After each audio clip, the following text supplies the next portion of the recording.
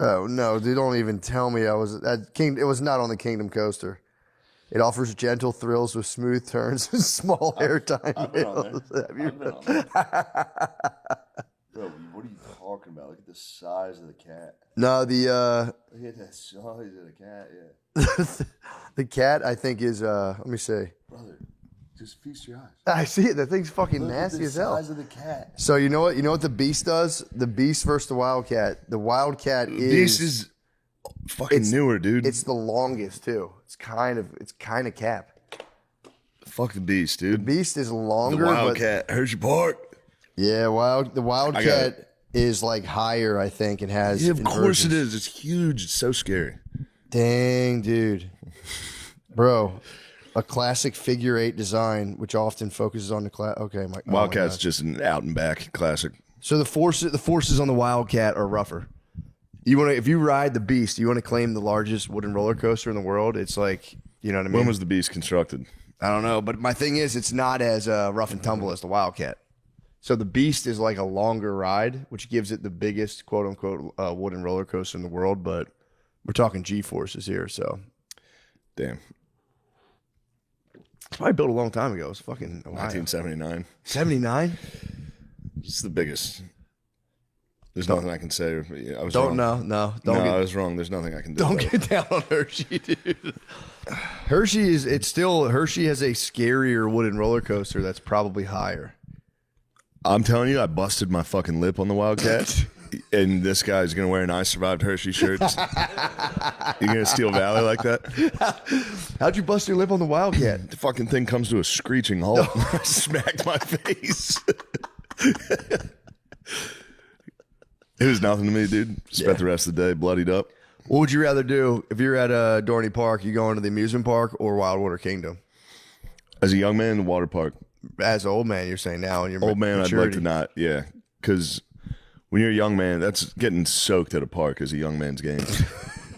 I didn't give a fuck. I would walk around just drenched all day. Now I'd be so mad. You don't realize how I went to a water park recently. And you don't realize how fucked up you get on those slides. You get elbow burns nonstop, dude. I got off and I was like, God, my fucking elbows. The last water ride I was on was with you in South Carolina. Never again, dude. Right at first turn, I got flipped off the raft and just slowly landed in the pond. It's also like in front of families. The water slide isn't. Yeah, it's an absolute vacuum seal on your dick. It's a vacuum seal. You get off that thing, you're like, yo, dude, the penis is fully fucking. Yeah. Gym shorts. My penis could be preserved indefinitely in that bathing suit. It was vacuum sealed. It was tight. It's crazy, dude. I think we had also regular gym shorts on, which is that's not the move. I had to wait in the pool until Matt could get us towels. Yeah. I was like, dude, I for real can't get out of this. I remember. So people were just coming down, landing next to me, and I was like, Matt came back with a hotel towel, so it was like this big. I just covered my penis, hopped into the lazy river. Had the penis in the fucking I remember that we were the only adults there without kids, so we were just like riding behind. Like a guy would be like down the bottom waiting for his child. You see Shane fly down, and he'd be like, hit him with the tidal, then with a big wave. What's up, dude? Yeah, so boy up there. I've avoided water parks since. I went to one in indoor last summer, and it was pretty nice. The lines though are just ridiculous, man. Yeah. Especially when you're like, you're there with your kids. You're like, you got to bust a move. I'm going to go to my wife. I'm like, all right, hit the kids for a second. I'm going to run up the slide. 35-minute wait. I'm just looking down, seeing her tapping her foot. I'm like, she's going to be fucking pissed about this. Oof. Told you, I stopped a young fat boy, try to do the old, like, oh, my friends are up there kind of thing. And I hit him with the, you stop, you go to the back, brother. You can wait. I was like, tell your friends to go back and wait with you. And he went and got his friends. Oh, he was telling the truth? Shit. Nah, man, fuck that. You can't be doing that. There's a lot of butters going on in those water parks, bro, and I like to shut it down. Yeah. I don't have a lot of authority over anybody, but I'm pretty sure I can take a couple of chubby 10-year-olds. I feel like water parks have become a minorities game. Oh, yeah. Big time. They kind of always were. They scouted them hard in the 90s. Where I'm from, they weren't. No, they weren't around. I'm saying I think they scouted them hard in the 90s because they were white. The whites definitely controlled the yard in the water park in the 90s. But then we did control the yard, dude. But that was because that was our generation of whites. True. We used to control the yard pretty heavily. Saw some black kids. You're not afraid to hit some slurs at the water park. You could yell anything back then. True. Water's our world, though. True. They have to come into the lazy river and fucking find We all out. felt like Kevin Costner in the wave pool. Just like, I am fucking Waterworld. When we were there, it was the hard-working river.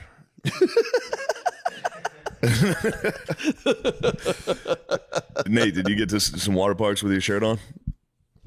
No, I went topless. Really? I went topless. Were you shredded as a kid? Like No, I wasn't. That wasn't a fat thing. That was just black people wear shirts, socks? Yeah, no, I went. socks. I would do socks. I would do socks, or I would do water shoes. You gotta do water shoes. I would do water shoes to this day. Bro, water shoes is so crazy. Water shoes is Oh, nuts. dude, walking around barefoot in there is crazy. No, it's not. No, not when you're a young man. When you're a young No, warthog. dude. From a young age, black people get it drilled in their heads. Their bare feet can never touch the earth.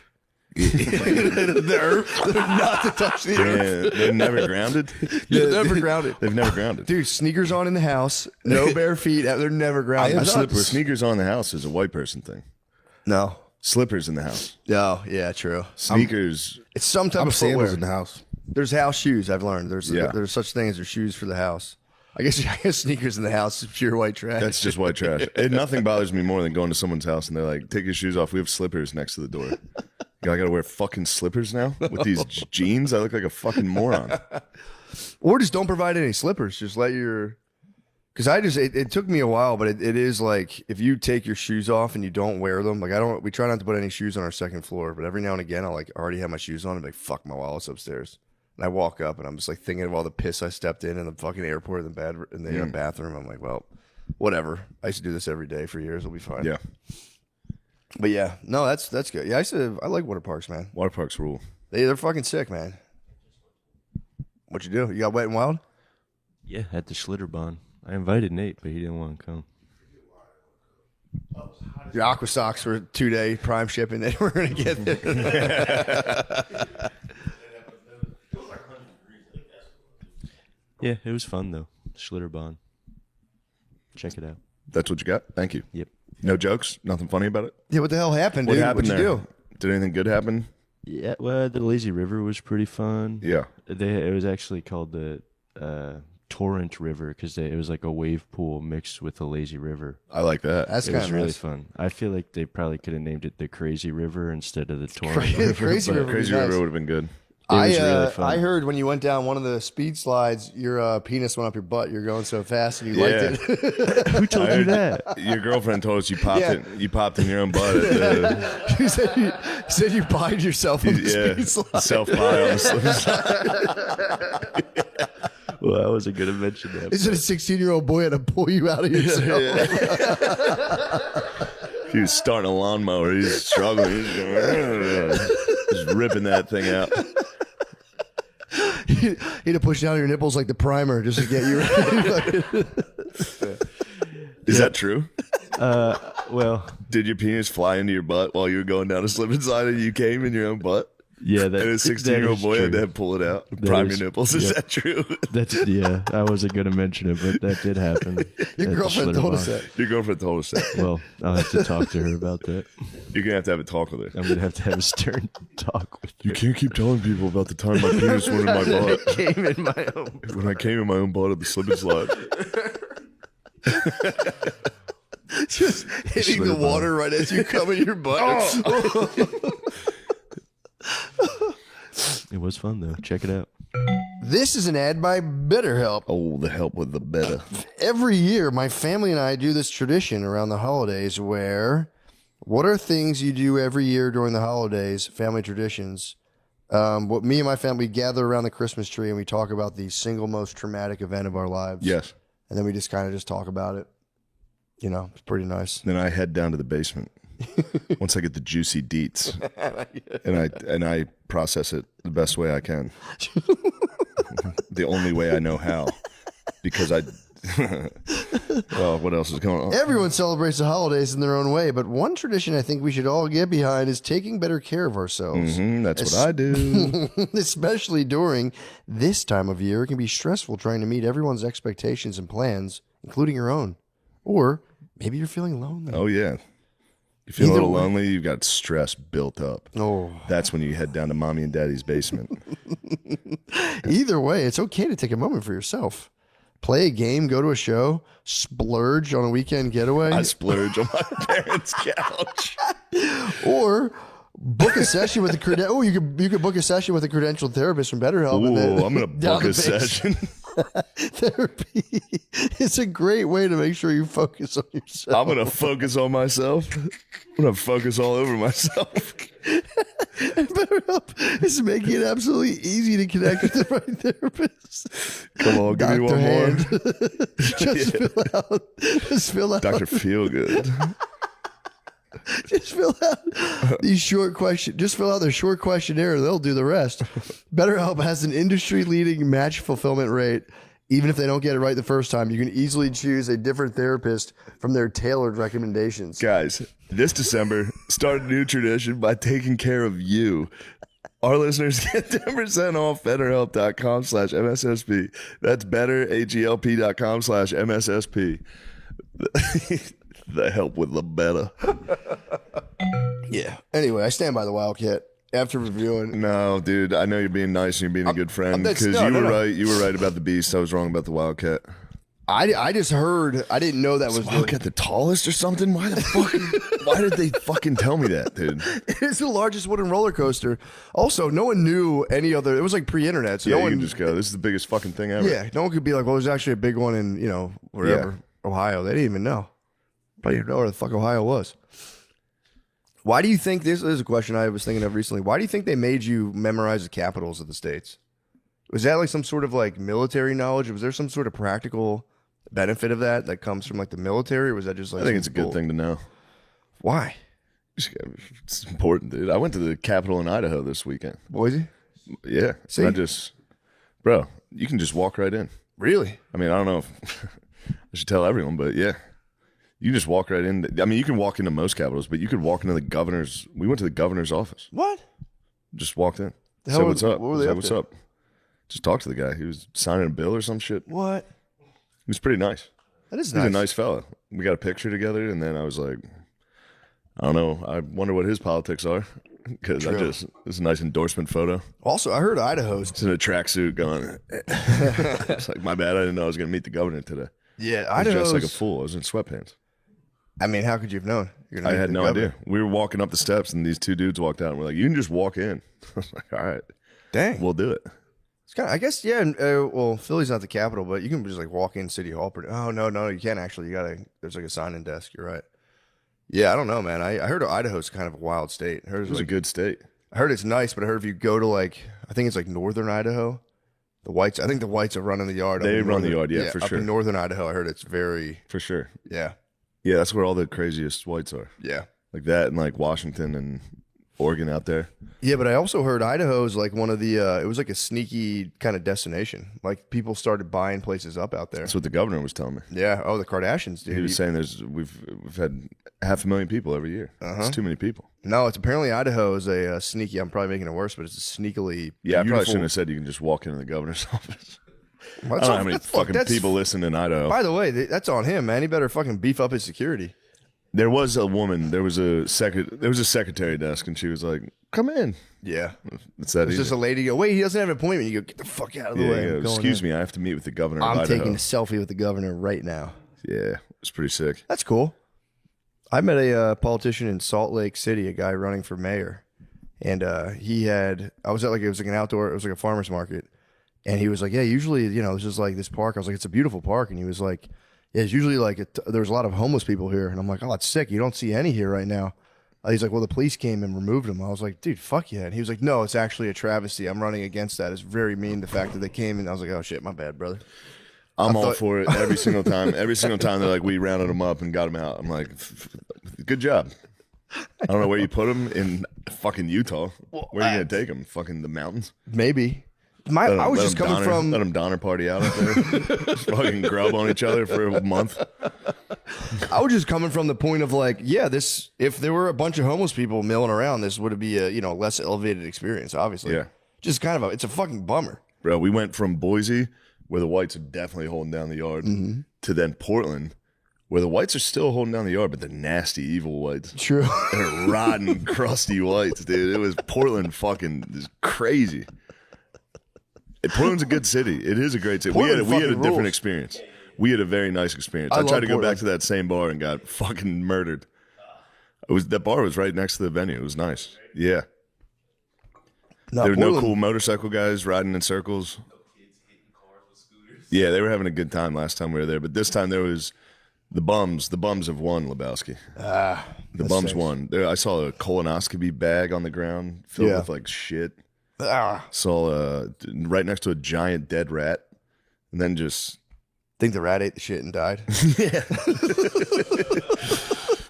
it was That sucks. yeah, they got to clean it up because it's such a beautiful city. Yeah, Portland fucking rules. The thing, and again, it's like, what do you do with a guy who just lays on the ground? There's nothing you can do No, except you have like, how do you get him pumped? You know what I mean? yeah, you put meth under like a box with a stick. There you go. All right, we got another one. Doesn't even trap; it just falls on him. We got him. Yeah, I don't Yeah. know, man. You could do a thing where it's like, you know how they gave the Nazi soldiers meth, something like that, but then like, you know, better programming, obviously. You want to invade somewhere? Kmart. Blitzkrieg, fucking Blitzkrieg with job Vancouver? with job applications. Take Vancouver. Just Blitzkrieg. We should just that'd be a nice little undercover op. Just like meth them up and be like, yo, that's the Canadian border. I bet you can't get in there. I was thinking about just shipping them to my enemies' houses. Like, what Like are you somebody I don't like. talking about? Like ordering one up and being Just like, going to downtown Austin, get a mega bus. yeah. That's cheap as fuck. Yeah. You guys are headed to the town of one of my. I'm just going to lower the property value in whatever town my enemy lives in. And this is kind of what politicians were doing. They were really doing They it, were but I'm just- saying you can do that at a personal level. oh, you could for sure. You can just get them on a bus. Go, I'll give each of you $100. Yeah. There was a guy, I saw a video of a guy claiming that he would go around, pay homeless people $25 for their social security, birth date, and all this stuff, take out credit cards in their name Oh my god! and cash advances. He would just get like tons of money from all these people. Oh. And then he would get a cell phone with that money and put it in that guy's name as well and hand that guy the cell phone. And then somehow he would set it up to where he would do like a purchase, but it went back to that cell phone and the police would track it and arrest the homeless person. It's a win-win. Yeah, it was kind of awesome. Look, I know we're being rude to the homeless, We are. but they've been rude to me. They They can yell be at rude. me. They scream at me. They can be rude, but you know, again, they do yell, they scream, they taunt. But you know, In Portland, I heard so many screams. Like just down the street, you just hear basically the guy that scared the queen. I was the queen. I would hear someone scream and I'd be rushed away. James McCain would grab me and rush me into a building. that's the funniest video still to this day of a guy just screaming and ruining the whole thing. I heard several of those. San Francisco had the bums. Yeah, They have the bums still. Yeah. We had to run from a bum. For what? Chasing us. what the hell was he chasing you for? We went to look at the sea lions at the wharf, and there was just a big fucking bum. He was a tall boy. His landline. Yeah, he was. He was a tall boy, and his pants were both ripped straight down. So he was wearing like, I don't know, he looked like the Scream guy. His clothes were all like loose, but he was on. He was screaming at the top of his lungs, He's Dude. like, "You motherfucker, fuck yeah!" And he was just We gotta walking. we gotta had to- get those homeless boys some knee pads, bro. Some face slide? sliders, dude. We gotta turn them to Matt, sliders. now this is the type of forward thinking. If we could have the fucking sickest country on earth, if we had 1 billion sliders in every city, I would pay them, bro. Every they time could make a good living if they if just you- started sliding. someone's got to hook them up with Venmo too, because like nobody has cash anymore. I it's saw like- some bums some with Venmo? Venmos. Yeah. Yeah, but it's like you gotta slide for me, Poppy. If I'm gonna be giving, if I'm gonna be doling out cash, My words exactly. I said to him, I said, bro, you got a Venmo sign? You're going to need to slide for me, Poppy. Need to slide. or glove. I would take gloving too. If they were gloving, I'd be like, all right, that's fair. Yeah.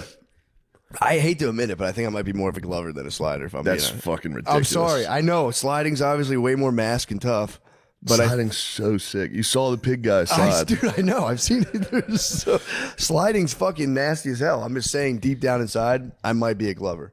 Sliding sick, but imagine if we pitched out this house black light or total, no lights, and I was fucking Okay, I hear you. Think if somebody was sliding there. Sparks? Oh fuck! Sparks at night? True. Come on. All right, that's fair. It depends though. If I will say, if I was on psychedelics, the Glovers would fucking rock. Dude, a slider could take you to a dark place. If you're on mushrooms and some dude with like ghoul paint. But that's exactly both of our habits, True. I like alcohol. If I was drunk watching sliders, I'd be like, yeah, fuck yeah, dude. If I was drunk watching the glove guy, I'd be like, dude, get the fuck out of here, fucking bullshit. Get your fucking hands out of my face.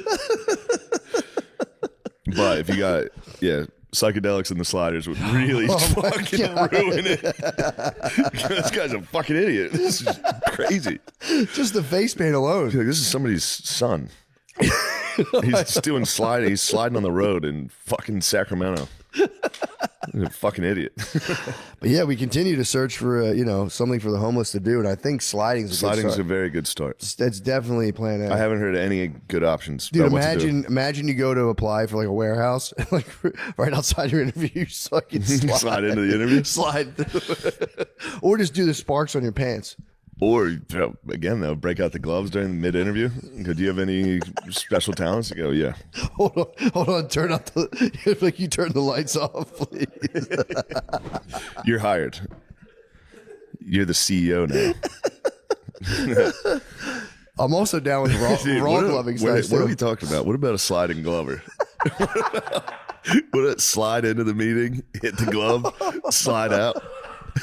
Yeah, what is the either or distinction all about? Why can't you be both for real? True. That'd be so fucking tough. That'd be so nasty. I swear to God, sliders are holding down the yard though. They're definitely beating the fuck out of the glover guys. Sliders are nuts. I mean, definitely. How many undercover sliders do you think were at Skankfest? How many undercover sliders were at Skankfest? There had to be 7 to 8 sliders there. I mean, dude, this next one's Skankfest We X, gotta right? hire sliders. Dude, let's ruin Skankfest. Let's hire bums to go to Skankfest. Let's just hire wherever they fucking book it. Let's ship 1,000 bums and sliders. With strict instructions to slide. All they have to do is chase Louis J. Gomez. We'll give them a picture of Louis. Whenever you see this man, chase him. We'd have to if they do it on like an island. I think X is going to be on an island. We might have to have like an amphibious operation to get. We'd have to get them over. We can there. get them out. We need a duck boat. We need yes. We need the H boats from D-Day. Just lower the doors and let them slide out. Yeah. Damn, that'd be so fucking funny. I mean, putting sliders in any situation is hilarious. Dude, I'm surprised no one's slid at Skankfest yet. It's coming. People are There's sliders. We should just at least hire some sliders as a gift to Skankfest. True. And just You never saw sliders? He doesn't know what sliders or glovers are. hey, welcome to the revolution, dude. Bro, you're gonna sit around and say white people don't have culture? Sliders and glovers? Holy shit. Dude, for real. That'd be nice for Skankfest 10 to be like, dude, we got you guys. Skank. Yeah, for 10 for Skankfest X. If we just sat and it's like, hey, hold an hour slot for us, and we We're just just have doing a sliders talent show. and just have sliders and glovers. I'm not kidding. I would absolutely do that. That's serious. Skankfest 10, you and me will have a live show. Yeah, Sliders versus glovers. that'd be awesome. We should just pre-record. Just pre-record and have us on the TV. Yeah, true. We don't have to go. Just zoom in. Just zoom. Oh, welcome. Thank you, everybody. It's like if we died from them, we were like, sending a message to the future. That's You have made it here. Great. Excellent. now an hour and a half of guys sliding. Oh, I didn't know everyone knew about the sliders. They were hitting my Yeah. algo, and I was like, how did you keep that to yourself for so long? I told every single I was person. sharing them, just me and one guy just going back and forth sharing sliders. I'm thinking hopefully your algo might have charged mine and hit me with the fucking slider material because I was on glovers for a while. Who do you guys like? Who do you like more, Nate? Do you like sliders or glovers? The glovers are weirder to me. They freak me out, actually. Yeah, that that's some type of Hold on. hypnotism magic. It was too much individual finger movement like together. I didn't like those two choreographed. Sliders just come in, slide. Sliders are sliding. Yeah, but Slide, do something cool, maybe drag their hand across. Yeah. hold on. But who do you? You got to show them the sparks. I saw the sparks. My question is: so if you're at like an all black barbecue, who do you think would be tolerated better, a Glover or a Slider? Glover. I think a Slider. I think would Slider be- might be getting his ass beat. They might beat his No, I ass. think Slider's gonna get like, because Glover's gonna be like, get that shit out of here, but Slider's is gonna be like, oh shit, every time he slides. Like, That's a good point. But no face paint though. Obviously, you couldn't wear the demonic face paint. No, you couldn't. They like that. It depends on the time They of the love year. like the purge masks. They love the purge. Black people love purge masks. Rocket, slide in the shiesty. I can't wait till we start sliding. Y'all don't want to see us You didn't slide. bring that, did you? What? That shiesty. Oh, I didn't bring it. I How forgot my did you forget shiesty. I know. that? I forgot my shiesty. I should have worn it. I was right wife when he was- said it. I was like, Yeah. "Damn, Matt's probably holding that, trying to break that out. I should have He's busted gonna it hit me out. with it when I'm not looking." I should have put that thing on. I got to get that. My wife is threatening to throw it out. I told her I was going to throw away all her pocketbooks if she throws away my shiesty. I was like, I'll throw all your dumb fucking purses out. She knows I'm thugging. She knows. Yeah. Yeah, she knows he's a bad boy. I'm going to post up. She's going to post up and trap. She just finally got out of the trap. She was living in the trap with me. You can't start trapping again, bro. Please. Bro. I know the streets are calling. That'd be so nice. I think about it now that I could literally probably buy like 1,000 pounds of weed and just go dumb. It'd be so sick. Yeah, you could like really get arrested. Oh, I know. I could go really crazy. I could get like a shipping. First of all, I can buy a shipping container, and I could probably fill it. That'd be so tight. Could you Zoom from prison? They have tablets. In I wonder if prison. we could.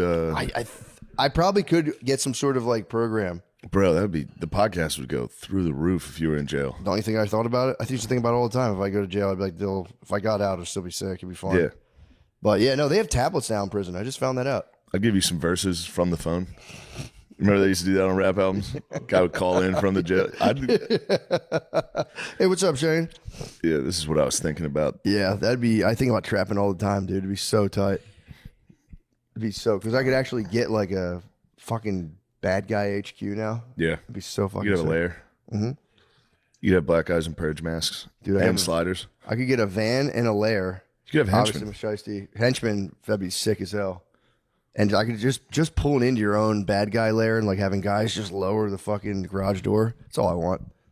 That's all I want. That's fair. That's something you should aspire to. Yeah, Bad guy lair, just guys pulling up a door. Yep. I Hey, knew. boss. I remember there was like a warehouse. I knew someone that had like a warehouse set up, and I was just so jealous. I would go in there and buy weed, and I'd be like, "This is so fucking sick. You have a warehouse."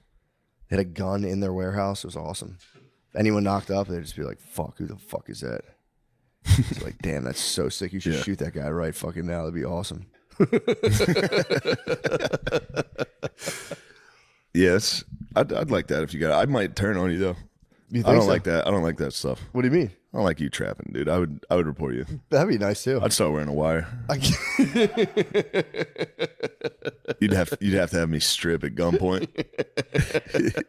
just you're at a cafe. You're at like an outdoor cafe with the FBI. Like he just brought in 1,000 pounds of Skittles. He's making Skizzlers again. Yeah, I did make gummies, but regular gummies. I made regular gummy bears. It was kind of nice. Made it for my kids. How were they received? They're you know what, man? They're kind of nasty about it because Those little fuckers. yeah, well, I didn't let them like dry enough, so they were like, these are yucky, and I was just like, the first batch they liked, and the second ones they were She like, said, "Well, I just can't do anything right." I tried so hard. What else is going on? Fucking hell! Again, that coffee cup trying to kill me. Fuck. It's probably the fucking Sinaloa cartel. True, they heard Hearing you. about my Skittles. Yeah, Donald Trump's gonna blow up your boat. You could be in Lake Austin and get a drone strike on your drug boat. No, I was telling you this weekend. Who the hell's that? Someone just said hello. Hold on, Nate. Let's take a look at who this Yeah. is. Matt, it's an amazing time of year to be a sports fan. We've got the battle for the natty, elite hoops every night, and cold weather football with playoff spots on the line. With all the picks to choose from, It's like a holiday spread every night on Prize Picks where it's always good to be right. You and I make loads of decisions during the holidays. But on Prize Picks, being right can get you paid. There's so much sports action to unwrap during the holidays, and on Prize Picks, whatever sports you're into, whoever you support, it always feels so good to be right. Now let's get into this. Who's looking good, and who are you picking against? I am picking more on Saquon Barkley yards. I think he's really picked up his running game. I like that. Also, I like what Kenny Gainwell's doing in Pittsburgh. I wouldn't be surprised to hit a little more on Kenny. Kenny Gainwell, I like that. Yeah, that's what I would like to do. Personal story, a time where you were confident making a pick that fell apart. Never. Yeah. Okay, so that's our take. Now it's time to lock yours in yours. There's no better place than Prize Picks. Take it from there, Matt. You gotta love how straightforward Prize Picks is. You don't have to spend a lot of time trying to calculate your payouts. Prize Picks makes it easy to win with their payout multipliers. Whether it's just a simple 3x or a big 2000x, Prize Picks makes it easy to understand how much you can win. Join millions of users and sign up for America's #1 fantasy sports app. Download the Prize Picks app today and use code DRENCHED to get $50 in lineups after you play your first $5 lineup. That's code DRENCHED to get $50 in lineups after you play your first $5 lineup. Prize Picks. It's good to be right. Good to be right. Hey. We're back. Yeah, salesman interrupted the fucking flow. It was door-to-door salesman. I saw him try to hit you with it. Hold on now. Oh, bro. These guys have been hit with the algorithm of like how to be a salesman. How to conquer objections. Yeah, the objection of just like, yo, get the fuck out of here. Literally, like, dude, beat it. Coming out with a dude beat it stuff. He wanted to, I think, remodel your entire house. I should have let him. I'm renting. True. Yeah, fucking tear down every wall. Send me the bill. Yeah. Yeah, that's fucking bullshit. Also, like, if you're doing door-to-door sales, there's got to be something in it for me in terms to listen to it. You know what I mean? Yeah. Like for the podcast, at least we do a podcast and then there's ads. You should have to do like a solo, like 5-minute solo cast. True. Come up and be like, dude, that shit's crud. You hear about that fucking should have brought him in and been like, all right, give us your sales pitch. Hit us with the pitch. And it's like, hold on. Yeah, we could have done it for some Andy Elliott action. Andy Elliott, I saw a clip of him. Yeah, let me see, bro. If you're not fucking ripped, no way. I think someone was talking shit on him in the comments, and then he somehow found the guys where he worked. Oh no! And called the guy and gave him a chance to like overcome his objections and role play, and the guy froze, and he was just like, "That's what it's about, man." The guy fucking froze. He blew. I see him call people, and I'm like, I would have been that guy. Yeah. He'd call and be like, "I saw you have a 2007 Honda on the lot." I'd be like, "Yeah, I don't know." Yeah, I don't. Do you want to come in and look at it? It's on the website. It's probably up there. All right, see ya. No, the guy started going like, I can't hear you. He's like, you can hear me. I know you can hear me. Don't do that. I was like, that's a good move. I would have done that too. I only had one guy hit me with that, and it was a Chinese man. Really? Yeah, he came in. He wanted to know every single thing about the Honda Odyssey. I didn't know one thing about it. And what did He's he like, say? take the middle seats out. I want to see how it looks without seats. And I was like, fuck, all right. I didn't know how. Yeah, I couldn't get the ones. I couldn't move any of the seats. I was like, I don't know how to do You it. should have been like, bro, this is going to be your car. I want to see you get familiar with this. You go ahead. Now, see, Matt, that would make you an expert salesman. I just bent over and was like, Jesus Christ, fucking shit. I'm sorry, I can't do it. How did he take that? He was very mad and he left. What? He didn't like me. Just that you couldn't take the seats out? Yeah, he wanted an honorable. Yeah, true. He wanted somebody who cared. Yeah, that makes sense. I actually got in trouble for that. For not being able to take the seats Yeah, out? because my manager came over and was like, what's going on? And he was like, your salesman doesn't know how to do anything. Like, he doesn't know anything about this car. Jeez. I was like, he's right. Yeah, he got me. Would the manager train you on how to take the doors out? Yeah, he was like, sit down and read the fucking pamphlet about the Honda Odyssey. I just fuck that. Sat at my desk and probably got on a video game on my computer. Got on Sporkle. Did like top 5 Heismans from each year. Sat down. Yeah, reading the manual is crazy. No shot. That's absolutely insane. My dad tries to hold it down. He's like, you need that. Most mechanics just read that manual and figure out everything you know. I'm like, bro, get the fuck out of here. He claims he checks his oil every time he fills up his gas. I'm like, dude, you're the biggest liar You gotta check every time you get your gas, check your oil. And I'm like, There's you a don't gauge check in your. there's a gauge. That's what I'm I saying. can look at it. That's what I'm saying. And Now he holds it get down. out, He's pull like, out the that thing can dipstick. go. He's like, dude, that oil runs out your whole car. I was like terrified forever, thinking my car was just gonna stop working one day. But yeah, that's Our dog got a little oil on his dipstick at the water pump. His old dipstick went right in the gas tank. dude. It was crazy because I heard after his dick went up his butt, he turned on his belly and went down backwards. Yeah, so everyone which could when he hit see the it. water, it jammed it up further. Oh no! was Is that true? It was a deep pie. A deep self pie. Yeah, that's true. Unfortunately. There's a cannoli in your wop butt. Ew. A little wop cannoli. You nasty. Yeah, I'm sorry that happened for real, man. That's got to be tough. Yeah, but it's, I'm all right now. How many penile injuries are at the water park every year? There's got to be a good amount. Yeah, a lot, dude. Yeah, there's got to be a lot of guys at least get thunderclapped on their balls. It's like,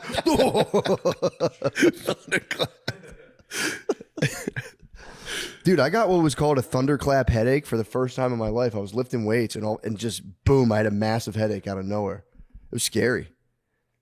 I looked it up. I was kind of pumped when I saw it was called literally a thunderclap headache. I was like, yeah, obviously. That's what Yeah, I'm obviously. God, that's fucking sick. It's like a Norse, Yeah, some type of Viking headache. literally. That's kind of what happened. Yeah, But yeah, it Thor. was. It fucking sucked, man. It came out of nowhere. I think I was just holding my breath too long, and I was just. Yeah, if you hold your breath, yeah, I you swear to gotta God, breathe. my, my face was bright red, and I just got like out of nowhere a crazy headache. Then it went away.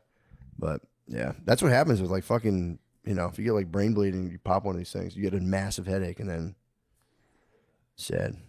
Sad. It is It is sad. scary, dude. I was fucking scary and freaked sad. out. So I think that's how my grandmom died. Yeah, Just she's deadlifting.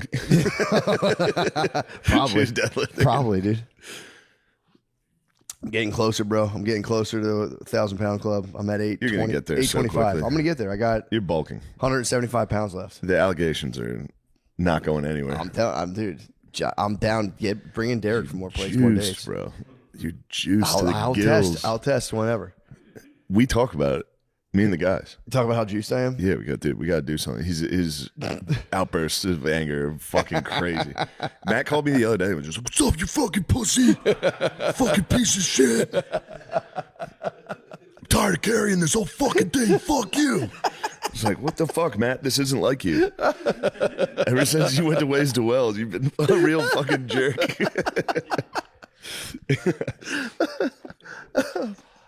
Nah, natty. I'm all natty and I'm chill too. I'm natty and I got the chill to prove it.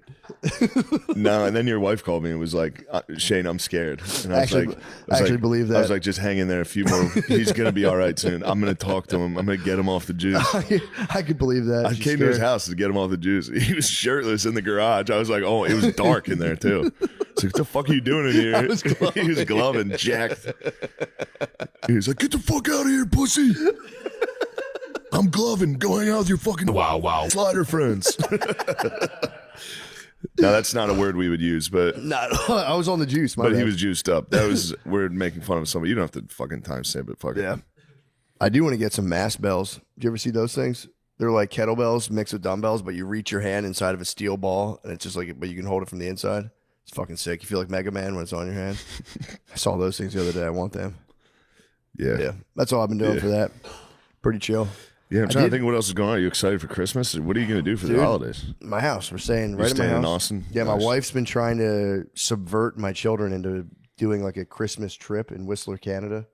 I keep trying to shut it down. She's like, "It'd be nice. It'd be snowy." I'm like, You go suck ass. "It's gonna fucking Actually, blow." that would be fucking cool. It would be cool. My problem is gifts. It's like, dude, you have to kids Bring the gifts. You can be like, "You want to go somewhere it snows?" And I'm like, "Yeah," but they just think a bunch of gifts are going to appear in Canada. I'm like, I'm not fucking shipping that and shipping it back. It's like, Yeah. no fucking shot, I'm gonna have a buddy. bleak Christmas. I gotta go. I'm gonna go to my parents and be That'll be sick. a single man in my parents' basement for a few days. True. Whew. Thanksgiving was tough. I was just down there jacking off. Yeah. I'm gonna do it again. I'm gonna, for Christmas. I'm gonna get drunk and go to my parents' basement and jack off. That's It's bleak, dude. not bad. Not Bleak. bad. I hear you. There's some peace and quiet. There's peace and quiet, but I do hear what you're saying. I remember It's bleak. when all my friends had kids and I would just go hang out. I didn't have kids. I remember I felt weird. I would like go to places and I'd be like, man, I just wish I wasn't here. Yeah, I'm not going to my friend's house. You just feel weird. I'm gonna go, man. guys, ditch your family. Come to the bar. True. come to the bar. fap in the And then basement. I'm gonna jack off in my parents' basement. Shane, what are you doing down there? Nothing, Mom. I'm watching YouTube videos. Okay, let's get to bed. Mom, it's fucking 11 o'clock. I'm not even tired. You think I go to sleep at 11? Yeah, right. Mom, I'm old as fuck. Yeah, that'll be dark. What do you think? Like, because you don't have a curfew, obviously, you can come and go as you please at your parents' house. Where do you think where do you think that ends in terms of like your freedom in that house? Where do you think they would stop you and go, all right, Shane, that's If I was up, if it was like 3 or 4 a.m. yeah. and I was still in the kitchen like drinking by myself, they would be really sad. They would just be like, "We need to talk." What if you pulled a sober all nighter? I think they would support it. If you just did a sober all nighter and just stayed up all night playing video games? They would think they were narcotics. I could do that. What? That might be a fun little Christmas. Just Just get a fucking 8-ball and dude. no alcohol, just Coke for Just an entire Coke. just a Coke binge for Christmas at my parents' house. You should get like a $10,000 suit and just do cocaine the entire time you're at your parents' house. I should go And just wear full the- McGregor. Just full McGregor. In front of wear- the Christmas tree. Just, you gotta stand your base. just draped in finery too. Yeah. Just pocket watch. That'd be so fucking funny. You just, especially if you only did a gentlemanly amount. Yeah, and you could do like Coke like when they did in like the 1800s. That's what I'm saying. Like just fully right in front of everyone. Just like self-call. That's the move. That's the move. Then just hit all the rounds. We're Go back. see all your friends' kids and show up and be like, "What's up, little guy?" Blasted on Coke, going to everyone's house. Business ideas out the wazoo. Massive gifts. Yeah, I got you a car. Figured you guys could use a Honda Odyssey. I don't know how to fucking dig the seats out, but it's all yours. Let me guys show you how this thing works. Shit, I forgot. Ah. Oh, that's actually good. That'd be Yeah, that great. would be nice. No alcohol, just Coke. V-neck All nighter for chains, 3 straight days. just $40,000 of chains. It'd be so tight. Oh shit, I forgot to get you guys stuff here. Take that. Just go to people's houses and talk about like the terms of their mortgage. But you guys refi on this? What was the interest rate when you bought this thing? Yep. I ran into some party monsters, dude, at the show in Missouri. Violent Bob Ross, dude. His and, party and his monster. bros. Yeah. They were having a good time, and yeah, I that was the stickiest situation ever because it was like I was learning in real time, and he was a UFC guy, and then I was, you know, the classic thing. Obviously, you're gonna go fucking beat your ass, fucking right? ass. And after a couple of those, I was like telling jokes while I would look with the side of my eye, like, is this guy gonna fucking tackle me and beat my ass? Because it became increasingly clear, like, oh, I think this guy's kind of legit, and then like during the show, it got, you know, he was just having too much fun. Kept just, you know, blurting stuff out in support of me, which is a tough one when you're like, dude, I know you're on my side, but just please chill. Yeah. And at one point, I kind of bratted out, and I'm like, man, security's tight as hell in here, man. Jesus Christ, good thing you guys are all over the case. And finally, a security, after like this fucking 7th time, a security guard comes up, and I'm looking at this guy, and I'm going, dude, Yeah, he was probably doing the same thing you were. what? Guy kept yelling. He was probably in the back, like, please, I think he please, was. please, fuck no, dude, please. I think he was. Dude, the guy's name's Violent Bob Ross. It's Yeah. a sick name.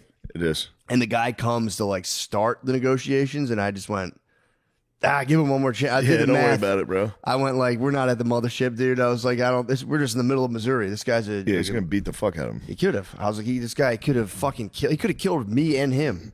And I was just like, you know what, man, give him one more shot. You know, let's it's like, we can't get you out of here. This is just your show now. And then, but he did. He chilled. And then towards the end, he started just like chirping a little. I'm like, bro, we have 10 minutes. And it was funny too, because I was genuinely worried the security was going to come back and try to kick him out, which, you know, You can't kick him out. you literally can't remove the guy. So it was just funny. I remember it really felt like I was like when my kids wake up early and I'm like, shh, dude, come on. I know we're having fun. Shh, just come on, dude. I don't want to see a horrible melee breakout. But yeah, so we chatted after the show. He was the man. He was good, bro. He was too excited. He was fired up. Do you think it'd be wiser for me to go cocaine for Christmas, or do you think I should go to LSD? LSD would be chill. Just take acid for 3 days at my parents. Yeah, that would be super chill. The kids come over and just, Yeah, that'd be nice. You could just munch. I have a little dropper. You could just do like half a hit in the morning. You know me. you're That one didn't hit. Those did. True. I mean, even just once on Christmas Day, go to mass, little midnight mass, and stay up all night. Just watch slider videos. Dad, come down. You got to see this. What the hell is this? God damn it. Please Show Phil sliders. He's going to be mad. He's going to be genuinely mad about it. My mom will be like, well, that's nice. Are these your friends? Yes. Oh my God. That's Nate. That's Nate Marshall. Tell your mom what happened to Sean at the water park too. I will. It was in the paper. My mom saw it. It was in the paper. His penis went up his butt, then he flipped around on his stomach and smacked his ass on the water.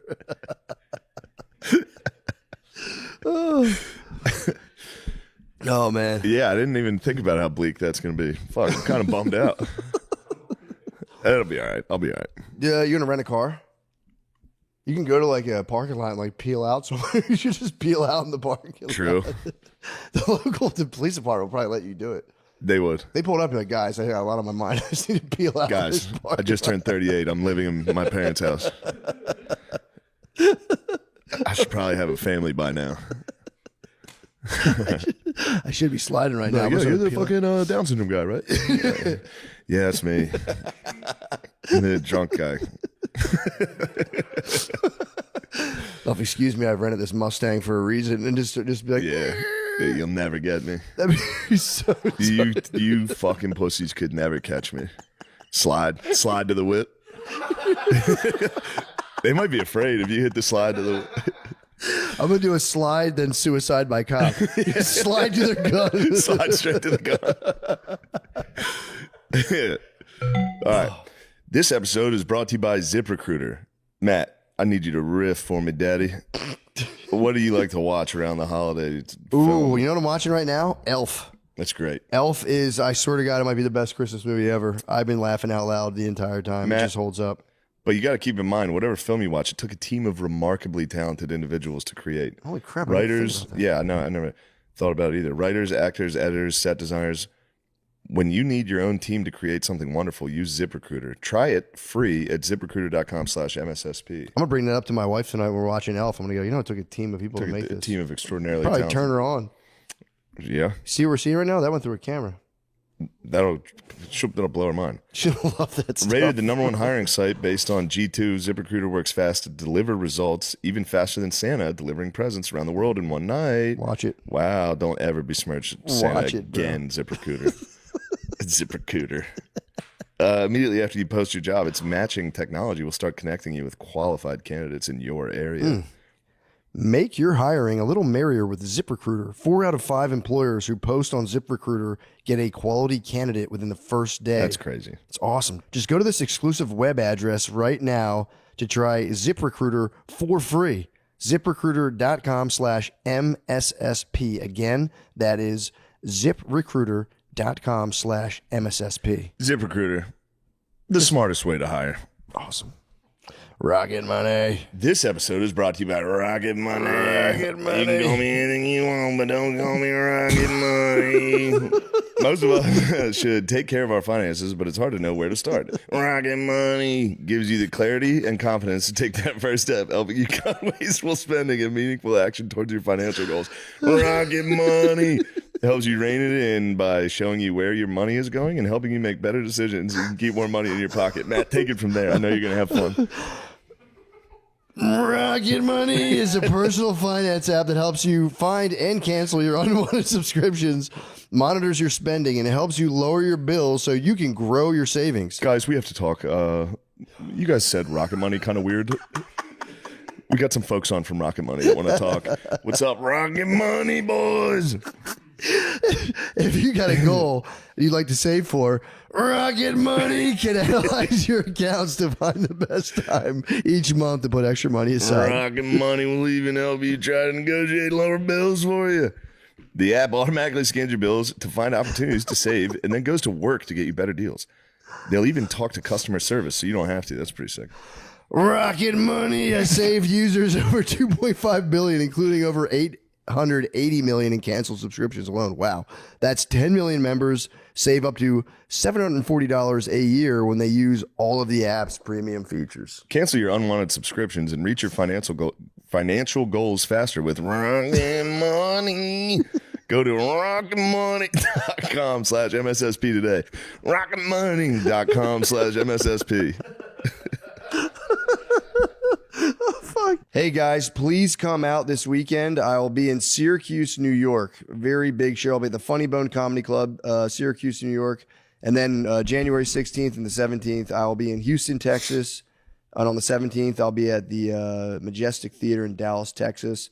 Also going to be Hartford, Connecticut, Albany, New York, Las Vegas, and a bunch of other cities. Go to mattmccusker.com for tickets. Thank you. I just added shows today. April 4th, Chicago. April 17th, Nashville. April 18th, Charlotte. May 9th, the Boston Garden. And those are on sale right now with pre-sale code SG Live. Also, the link. Please come to the link. Buy tickets now. That's not till July, but get those tickets now. That thing's going to sell out, and we're going to have cool stuff. We're going to have sliders. It's going to be so I swear to God, I'll get sliders. Please do. It's going to be more of an event than a comedy show. There's going to be cool stuff. It's going to be awesome. If I can get a flyover. Have a commercial pilot reroute and just fucking... True. That'd be tight. Worst comes to worst. Worst comes to worst. We got a national tragedy on our hands. Rocket Money. All right, you want to get yours, Guard Dog? Yeah. You got to get yours before I get mine. Hello, everybody. I'll be at the Atlanta Helium on January 22nd and 24th. Now show your shirt. Oh, yeah, I forgot. I'll be at the Atlanta Helium on January 22nd and 24th. Now I'll be with my friend Aiden McCluskey. There'll be good shows. Please, Oh, hit the slide. Yo. please chugardini.com, Atlanta Yes. Helium, Alpharetta, January 22 and 24. Please. Thank you. Thank you. Damn. Thank you, guys. Did you ever have a money clip before? No, I think people have tried to give me them, and I just can't. I had one. I loved it. Well, that was probably when you were trapping. It was like a teenager. Oh, really? I used to have a money clip that it said Fat Matt was engraved in it, and I would keep like $80 in it. And I thought it was the coolest shit in the world. That is sick. My Fat Matt money He clip. was chubby. He was chubby, and his brothers hit him with the Fat Matt. And he owned it, dude. Made it a screen name. I know all about it. Fat Matt. They used to call me Thunder for Thunder Thighs. Thunder killed me. Thunder's tough. Thunder. I still have the fucking. You got big fucking thighs, legs. bro. Yeah, dude. Some company sent me jeans, man, and I put them on. I was just like, Joe, like I can't wear these. I look insane, dude. I look like Conan. That is my goal, to get my thighs. I want to completely max them out. Yeah. I got to lean into it. If I have, I was like, dude, when I was a kid, I was like for real very insecure about my big fat thighs. I would walk all Fat thighs on a dude sucks. It was crazy, dude. I had Flynn O'Hara pants, and they weren't like, none of them, they're all one size. So if you had jacked fucking quads, and they were fat too. Yeah, we rocked Flint O'Hara's. Yeah, and I would walk down the hallway, and I was constantly I remember grade school being like, I just never felt comfortable. Sweating through those fucking things. It was crazy. I had just anxious armpit sweat, and it was fucking crazy. Yeah, we didn't have air conditioning in my grade school. No, we didn't have it in high school. Yeah. We had no AC. Everyone was dying, dude. You had to wear a sweater vest and a fucking button down or a full sweater. I think we had AC in high school. I'm pretty sure we had AC in high school. I would have been bitching if not. No, we didn't. And then they would just open the windows and turn the lights off. Yeah. That was kind Try to do a class. Everyone would just fall asleep. Yeah, that was the best in Catholic grade school is the end of the year when they put all the desks to the side of the wall. And you have to like just make up snow days and you just sit on the ground and play 7-Up, dude. It was the best. Yeah, that's true. That is very nice. That was my favorite. There was nothing better. Worst were the first week of school when you went back in, you just smelled the smell of school, and you're like, fuck me, man. Chloe's just realizing I didn't now. mind that. Huh? Now you're bringing it up. That used to fire me up. You loved the it. beginning of the school year was great. I hated it. I was fucking furious. I would go in there and go, man. fuck this. Yeah, you were I with all hate- boys, though. No, well, high school. I had fun in high school. It was grade school. Yeah. grade school, I would go in. I just hated it. I was like, fuck this. Yeah, I This guess as a place- kid, I probably wasn't too excited because summer fucking rocked. Summer rocked, man, and I had to go back to school. Summer and I rocked. was You're like, going to the biggest wooden roller coaster in the world. You're going on the Wildcat all summer. I remember though, I did get excited. My cousin came to school in second grade, and I remember we just sitting in the fucking like gymnasium, just like this in line, waiting to go in. And my cousin walked in and was like, and I was just like, oh fuck. Yeah. You're in second grade. I didn't know he was coming. I was just like, one day I was like, dude, my cousin's in school. Yeah, That was tight. That's nice. That was fucking sick. But other than that, I hated school. My daughter Chloe's just realizing now that like she has to go to school. School forever. sucks. Yeah, she hates it. It did feel like forever. You're like, I'll be in school the rest of my life. Yeah. I mean, it kind of is. I mean, I remember graduating college and being like, I can't believe I'm finally done. I fucking hated school every day. And she like every day begs. She's like, wakes up. She goes, where am I going? I go, going to school today. And she goes, oh. I'm like, dude, it's never Get going to end. used to it. It's never going to end. You're a girl too. You're gonna be in school till you're 30. Oh, yeah. You're gonna get 15 degrees. Yeah, true. You're gonna get everything. You're gonna be a doctor. You're gonna have a PhD, and then you're gonna get pregnant. Yeah. And that's it. Yeah, girls love school. Girls love adult, school. Adult school, man. They crush it. They're good at school. True. They do love good handwriting. Yeah, I'm getting like a first-hand account of Girl World right now. You might and be it's pregnant. So You funny. might be butt pregnant. Yo, think he's a butt son? I think you have a butt son right now. My boy. Or twins. Do you think your boys. butt's pregnant? You know, it might be. Yeah, I don't know. I hope not. I don't know if I'm ready for that. I don't think you're ready for the responsibility of butt kids. No. Because you have to deliver too as a guy. You're gonna, Yeah, they're you gonna gotta come deliver on all fours. You're gonna be like a And put your face you're down gonna be on like the a table. seahorse. They're just gonna come flying out of your butt. I got to take a tester, so they got to poop on a strip or whatever. Yeah. You better poop on a stick. Oh, What man. else is going on? What else do we got? Just that, just fucking VBR. Just Gardini getting his butt pregnant. Gardini has a butt pregnant. I got the link with VBR. He was the man at the show. It was really fun. We got a Missouri's rough though, dude. It is Missouri's a rough state. crazy, man. Yeah. I didn't realize how goddamn rough that place was. I was talking about the white ladies down there. They're just like, got some But that's leather- got some leatherbacks Missouri down there. State's right there, right? Yeah, the university? Yeah. Yeah. Missouri State's right there. Mizzou is up near Chicago. Missouri also so close to Texas, Yeah. dude. It would have been a 6-hour drive. I could have drove there. No.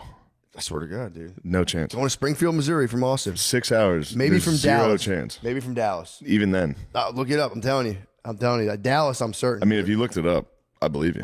Yeah, I was shocked. I was like, wait, this is 6 hours away from motherfucking Dallas? It's 15 Fuck, hours.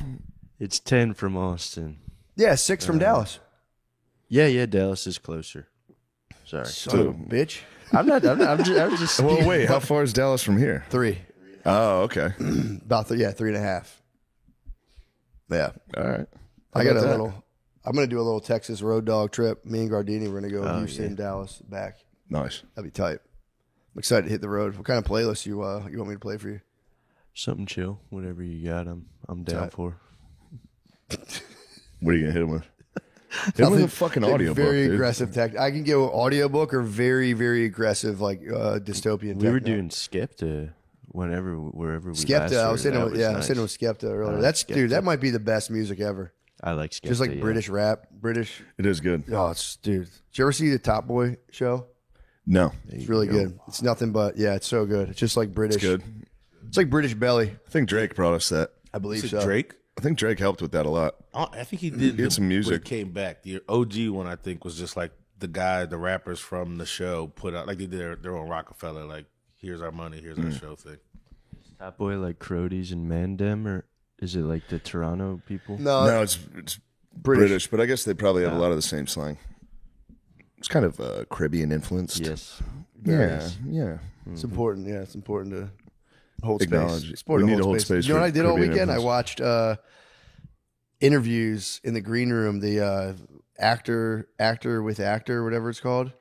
I think it's actor on actor. With Just every actor they do like just like two actors talk to each other. Oh, okay. I'm trying to learn how to do that kind of I thought you were talk. talking inside the actor's studio. It's not inside the actor Yeah. studio. There's another one. I think I forget what magazine does it or whatever. I've seen a website. couple of those. Actor and Actor. I saw one with Robert Pattinson and Jennifer Lawrence. Did you? Yeah, I don't know how new they are.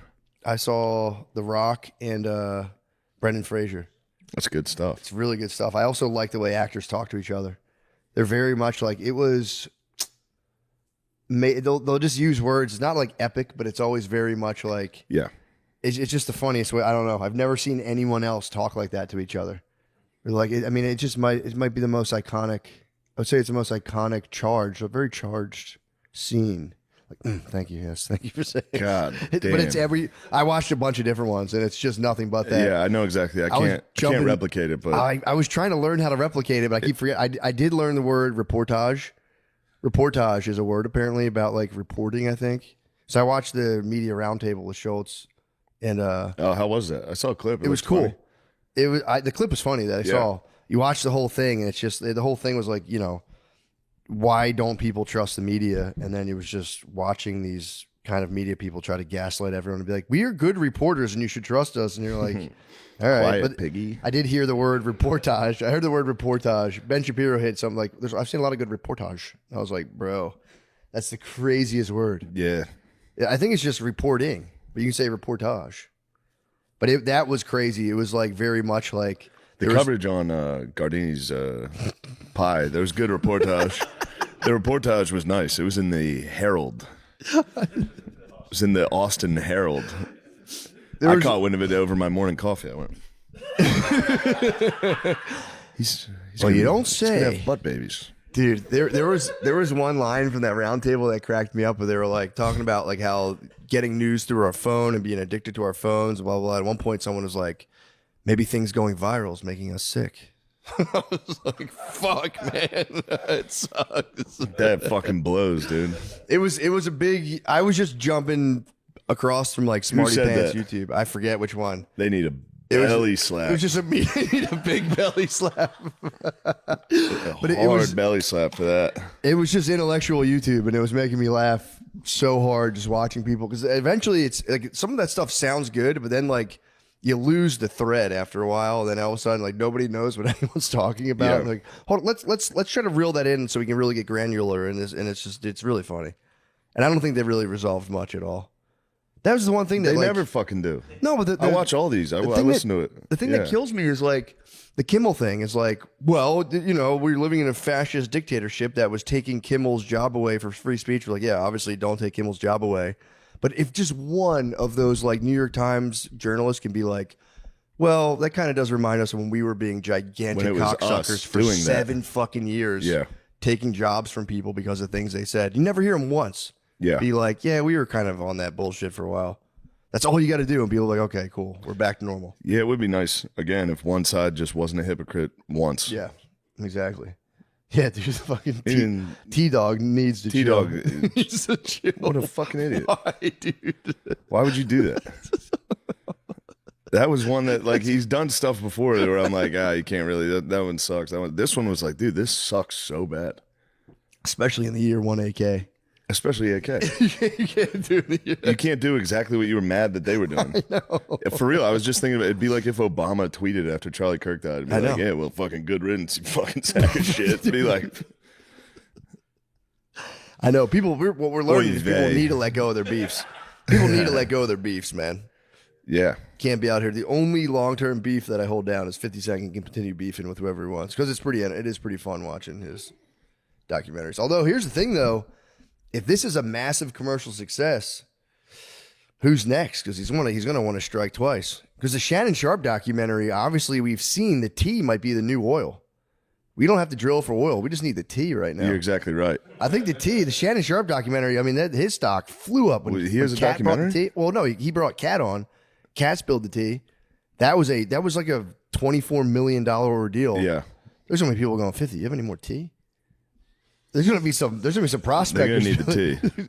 Some prospectors going around Harlem Way going, there's some tea in here. There is tea. There's some tea around here. Yeah, you're right. Harlem Way, there is a lot of tea up there. That's tea country. That is. Or BK, even in BK. Yeah. Some good tea. You can get some tea going. Or in the if you boogie can. down. Boogie down, bro. There could be some tea that way. But that's a major, dude. That's like, that thing's gonna be number one. So Yeah. we got to go ahead and get some tea. Sean, we need you to get some tea. Would I need to hear any rumblings? Yeah, you guys haven't ever given us any fucking tea. We're trying to fucking I survive feel out like here, dude. Our podcast is we're failing right now because we don't ever spill any good tea. I haven't heard We need to any good openly tea gossip lately. about our peers. Sorry, yeah. You have no tea. No tea over here. Nothing scandalous. Nothing's scandalous at all in I the mean- Austin comedy scene. You broke the story about my butt babies. That's kind of a Well, that's a juicy big one. teaser. That's going to hit the web. Yeah, True.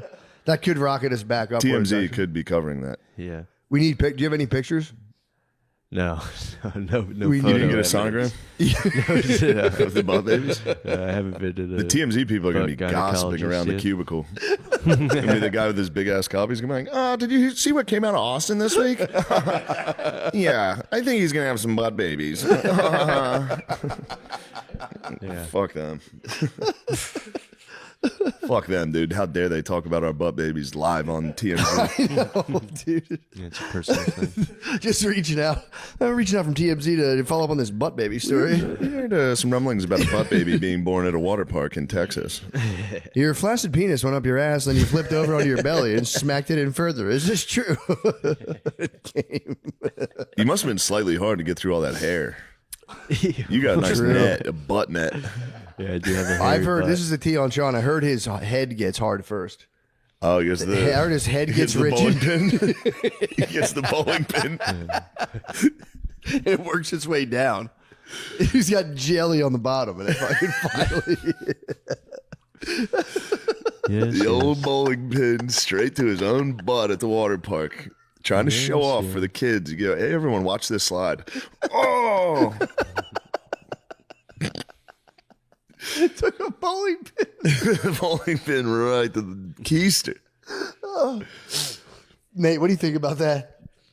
No comment. I got no comment. You ever hurt yourself on a That's water good. slide? This is good podcasting. No comment. Thank I got you. no Thank comment you for about your Sean's help. butt baby. I can't. We're doing all the heavy lifting. This is all Dude, because it's the water fucking park. cloudy out. We're all sleepy. Come on, Can't man. Talk butt It's a stuff. gloomy day. We should all be cuddled up watching a movie. Yeah, why can't you talk butt stuff? What are you even talking I about? can't talk butt stuff. Why not? Drastic butt stuff. People are going to think you're aligned with Diddy, bro. If you go, Oh, if yeah. you- We can talk butt stuff. No, I can't talk butt stuff. Yes, we can. God damn it. Yes. Yes. Yes. Well, somebody in this group got fingered recently in their butt by a guy. hold up. Yeah, he had probably a hemorrhoid and freaked out and went to urgent care and just got fingered and they I sent him home. shit so much He blood. shit blood. Oh, Yeah. who fingered you? This guy. You know his name. I don't remember his name. What do I he didn't look, want to what do look he at look like? his name At least tag. what do he look like? I didn't want to, huh? What do he look like? He's a guy. Just a guy. Just a man. Did you get fingered at an urgent care? Yes. $200. Paid 200. Paid 200. Got Ah. fingered. He made his girlfriend leave the room. He said, "Honey, you can't see this." You kicked her out? Excuse me, fiance. I would have had her hold my hand, bro. That's crazy. You had to touch a girl. If someone's going up your butt, you got to touch a girl to That's keep the gayness. It's like a true. lightning rod for gayness. That is true. That was our first time her in the doctor's office with me. Like, that was the first time we're like, all right, here's That's that what thing. they're for, dude. They're for fucking stand there while you I get your butt couldn't fingered by a let her doctor. see me like that. Just You're never gonna beat the allegations, dude. You paid $200 to get fingered at a fucking $225 urgent care, dude. bucks. Why would you ever get fingered at an urgent care? What did they even determine by fingering your butt? Nothing. he You said can't I do was that. all right. He said my butt. He said I was. He's like, You fucking check the oil. he's like, we got it just because you bled a lot out of your butt. You seem fine, but you know, just Damn, gotta you got your check. period. You went to the doctor and he fingered you. It was my first period. I didn't know what to do. I panicked. They gave him a vibrator. He went to an old doctor. He came from his butt finger. I had my period for They like said that- 4 days, and I was like, this is too long. This is a problem. How did he? I guess he lubed himself up. He gloved up. He lubed up. I heard the gloves. Oh, and then snap. he came and met me at a bar. I think it was on my birthday. It was a nice celebration. And then he came to the bar with lube fresh in his butt. I did not have lube. You were fresh wearing in the my same butt. outfit. You were in the same outfit you wore Yeah, I earlier went- that I day, went- I which did means go you back did not home. shower. You did not shower. I didn't shower, but I washed up. I didn't have. I washed up. I hit the hot spots. I hit my balls. I hit my ass. I hit my underarm. Why would you put your clothes Why would back you not on? get in the shower for that? Because we were going to meet you and Smells like celebrate you could your use birthday. a shower, Stinky. we were celebrating your birthday, and then we had to leave early to go do spots. I was maximizing my time with my friend. I'm sorry. So you just got the lube out of your butt. It I seems just got the almost lube like out my butt. So you hit it. It was, cleaned up. It was standard drill. The doctor said, yeah. Standard. It was standard drill. The doctor threw a towel on you. You took Said, like clean a- yourself up. You bathed like a hooker in like a gas station bathroom. Yeah. I paid him in cash. Just washed your ass in the sink. Oh, man. Then you came in through darts with us. Showed up to Shane's birthday like, "What's up, hon? How we doing? Yeah. How we doing?" I go, dude, you still have lube in your butt. I told you I was like, here, I'm gonna tell my friend in confidence. And I did. Second I did it, I was like, mistake. Yeah, why would you ever tell me that? That's what Sean said. He was like, you messed up. I was like, There, she was like, Nate got fingered. He walked away, and I was like, dude, why would you? It was a nice birthday gift. that's what I That thought. is the ultimate I do birthday appreciate gift. it. I was That like, is. good laugh for your birthday. Yeah. Oh, I was the whole time y'all coming at Sean about his butt, baby. I was sitting here quiet. you were quiet as a True. I mouse, didn't even bro. think about it. I forgot entirely about it. I knew you forgot about it. I was like, thank God. Thank God I remembered. He all went for me, and I was like, I can't. You could have jumped in. I would have never known why you were being so bashful. But then I could have triggered Sean to turn on me. He would have had that. Yeah, true. You think I got a butt, baby? You would never? I would never. You lie, dude. You're a nasty little fucker. If we got some brown liquor out here, you'd fucking spill the beans immediately. At the doctor's yesterday. Oh, you told the crowd at the Noctis you got fingered? Nobody liked it. Yeah, nobody likes They that. gave me no choice. Yeah, I tried to do a set about it that night. It was probably the worst set I've had getting in fingered? a while. Yeah. I'll You get gotta fingered. keep going. That's so funny. Got to talk about it forever. You should open and close with it every time. I should rebrand around it. After we were all up at the doctor's talking about it, and I went up to do my set, I was like, I just need to know that y'all aren't thinking about me with a finger in my ass. So then somebody went, well, I wasn't. I don't know. Just like, How many seconds were you talking? had to be like 3, but it felt like 20. 3 seconds? No way. I think it was like 5. He If I'm being definitely if wasn't. I'm What being the for real, fuck's the for real, point it of was that? like- They're just going, I think it was like 5. For real, I no, think you it got was in like there, 5. checked your butt walls. Yeah, what was it? You just checking for a hemorrhoid? Clearly, you have a fucking hemorrhoid. Your I butt's think bleeding. like any kind of mass. He was like, we just gotta check for. That's what he said. We said we gotta check mass. for a mass. And then he was like, if it keeps bleeding, Bro, we'll get you to a. serious question. Did it jump a little? No, That's a good question. it didn't move at all. Dude, I went and got a massage recently, and when I had my thunderclap headache, Brittany was like, just go get a massage because it's like up here is real tense. So I went. First of all, she's trying to talk me into like, you should really try a male therapist. I was like, no, just not doing it. And she A was therapist? like, or like a massage. Oh. I was like, wait, for your headaches? No. That'd be sick, actually. Yeah, you'd be like Tony Soprano. I was fucking doing deadlifts and I fucking was doing sumo squats.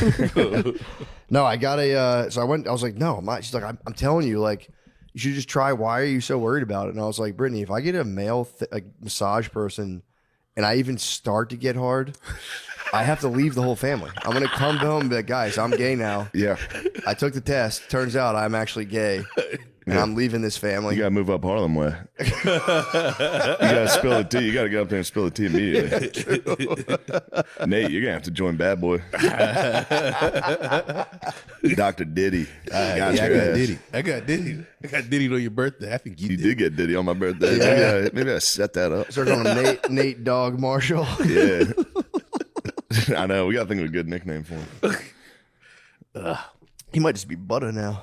True, you are the butter man. The man He's with got the that finger in buttery his little butt. biscuit. He does have butter. I think the doctor used butter as a lube. Buttered it. He got the peanut butter lube. I mean, buttered is better than not buttered. He ain't go Ew, why are you dry. flexing your penis while you're talking to him? God, you see that? That was crazy. I mean, buttered's better than not buttered. Flexing his dong head. Ew, Nate. I wish I died. We don't have too many topics right now. We're just going to call you guys gay for an episode. We're done. We got an hour. It's a good hour. That was a great hour. That was one of our better ones. That was really was better. That's a rainy day masterpiece. That was a rainy. I mean, it's just a rainy day. True. There's nothing we can do about it. All you can do during a rainy day is either cuddle up with a good book. True. Or you can sit around with your buddies and call two guys butt boys. Nate, what were your thoughts when it happened? I mean, it was obviously funny that it was about to happen. Like, as soon as I knew that, I was like, all right, this is about to happen to me. It was hilarious, especially like I've been zesty online for a good couple months now, and it's like I can't. I think I've talked about it before. I got my balls sonogrammed. Yeah. And that's by a guy. Yeah. And I'll never forget, he was wearing a Steelers cap. Steelers cap is so funny. Nurse with a Steelers cap. Putting jelly on my nuts. Warm too, wasn't it? It wasn't very warm. Oh, it's chilly. Yeah, it was kind of chilly. That's good on him.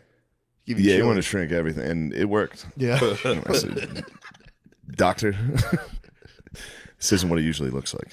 Yeah, you can't be giving him the warm jelly. That'd be. But crazy. I was laughing during that. You said he wasn't laughing. He at did all. not think it was funny. Yeah. But if I got butt fingered, I would laugh. You're allowed to laugh. Did you hold your breath? I don't remember. No, he went. He tried to hold his breath, but the air escaped him.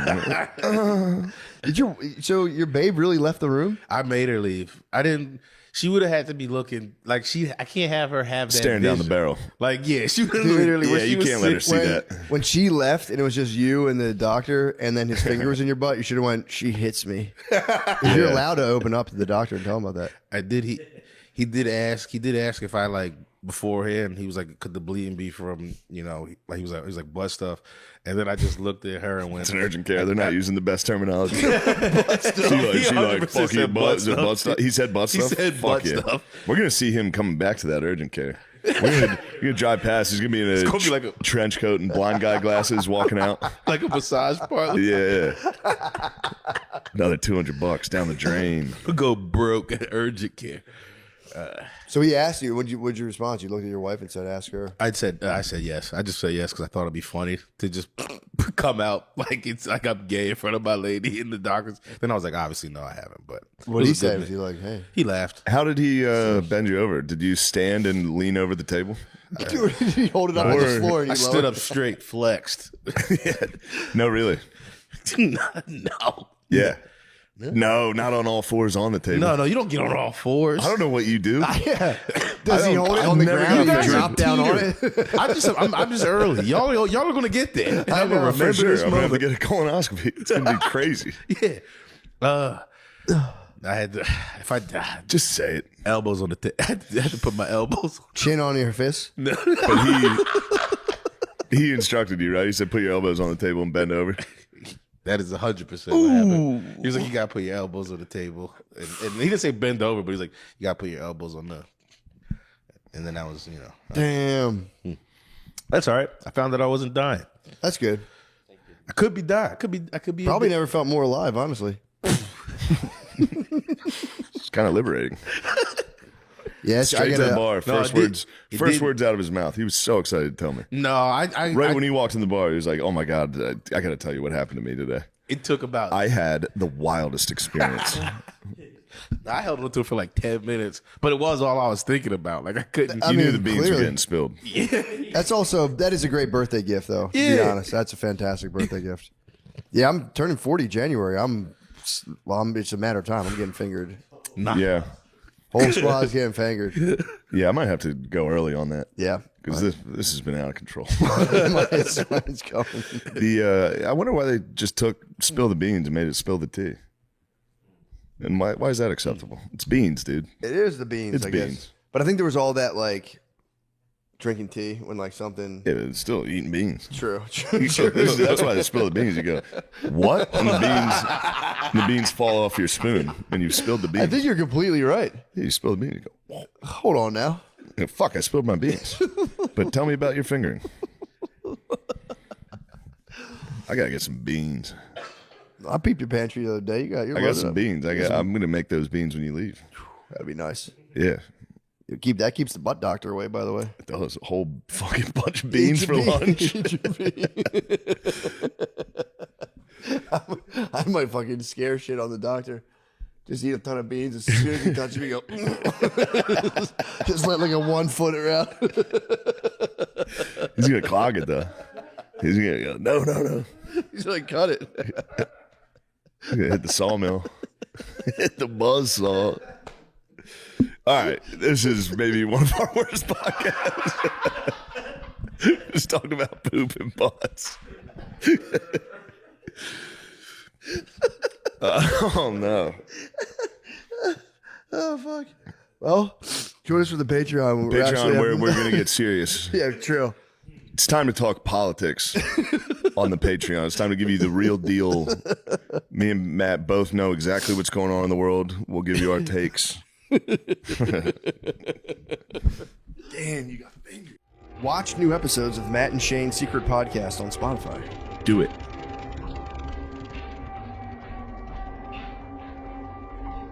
The Wild Wild West. Today, you're gonna watch the game though today, right? Like, No. You don't even give a fuck. You're not like glued to it at all. Not at all. Interesting. Yeah. What Not are at you, all. Eagles or any I like the sports? Eagles too. I don't care about sports. My dad never watched sports growing up, so I never Interesting. watched it. All my Shane is a cousins do. maniac with sports, love right? sports. Yeah. Yeah. I've literally tried for like conversation's sake to like get into it, and I don't give a fuck. All right. Hey, It would that's- take hours to like. right. It's so much, and I've tried doing like I'll watch like the clips and highlights, and still, All right. Yeah. I don't care. Yeah. I don't know. I guess I love sports, but I don't like UFC or Yeah. the cars. I don't know anything about that. So like Yeah. in some ways I'm a guy, in some ways I'm a woman. Yeah, I'm a total woman.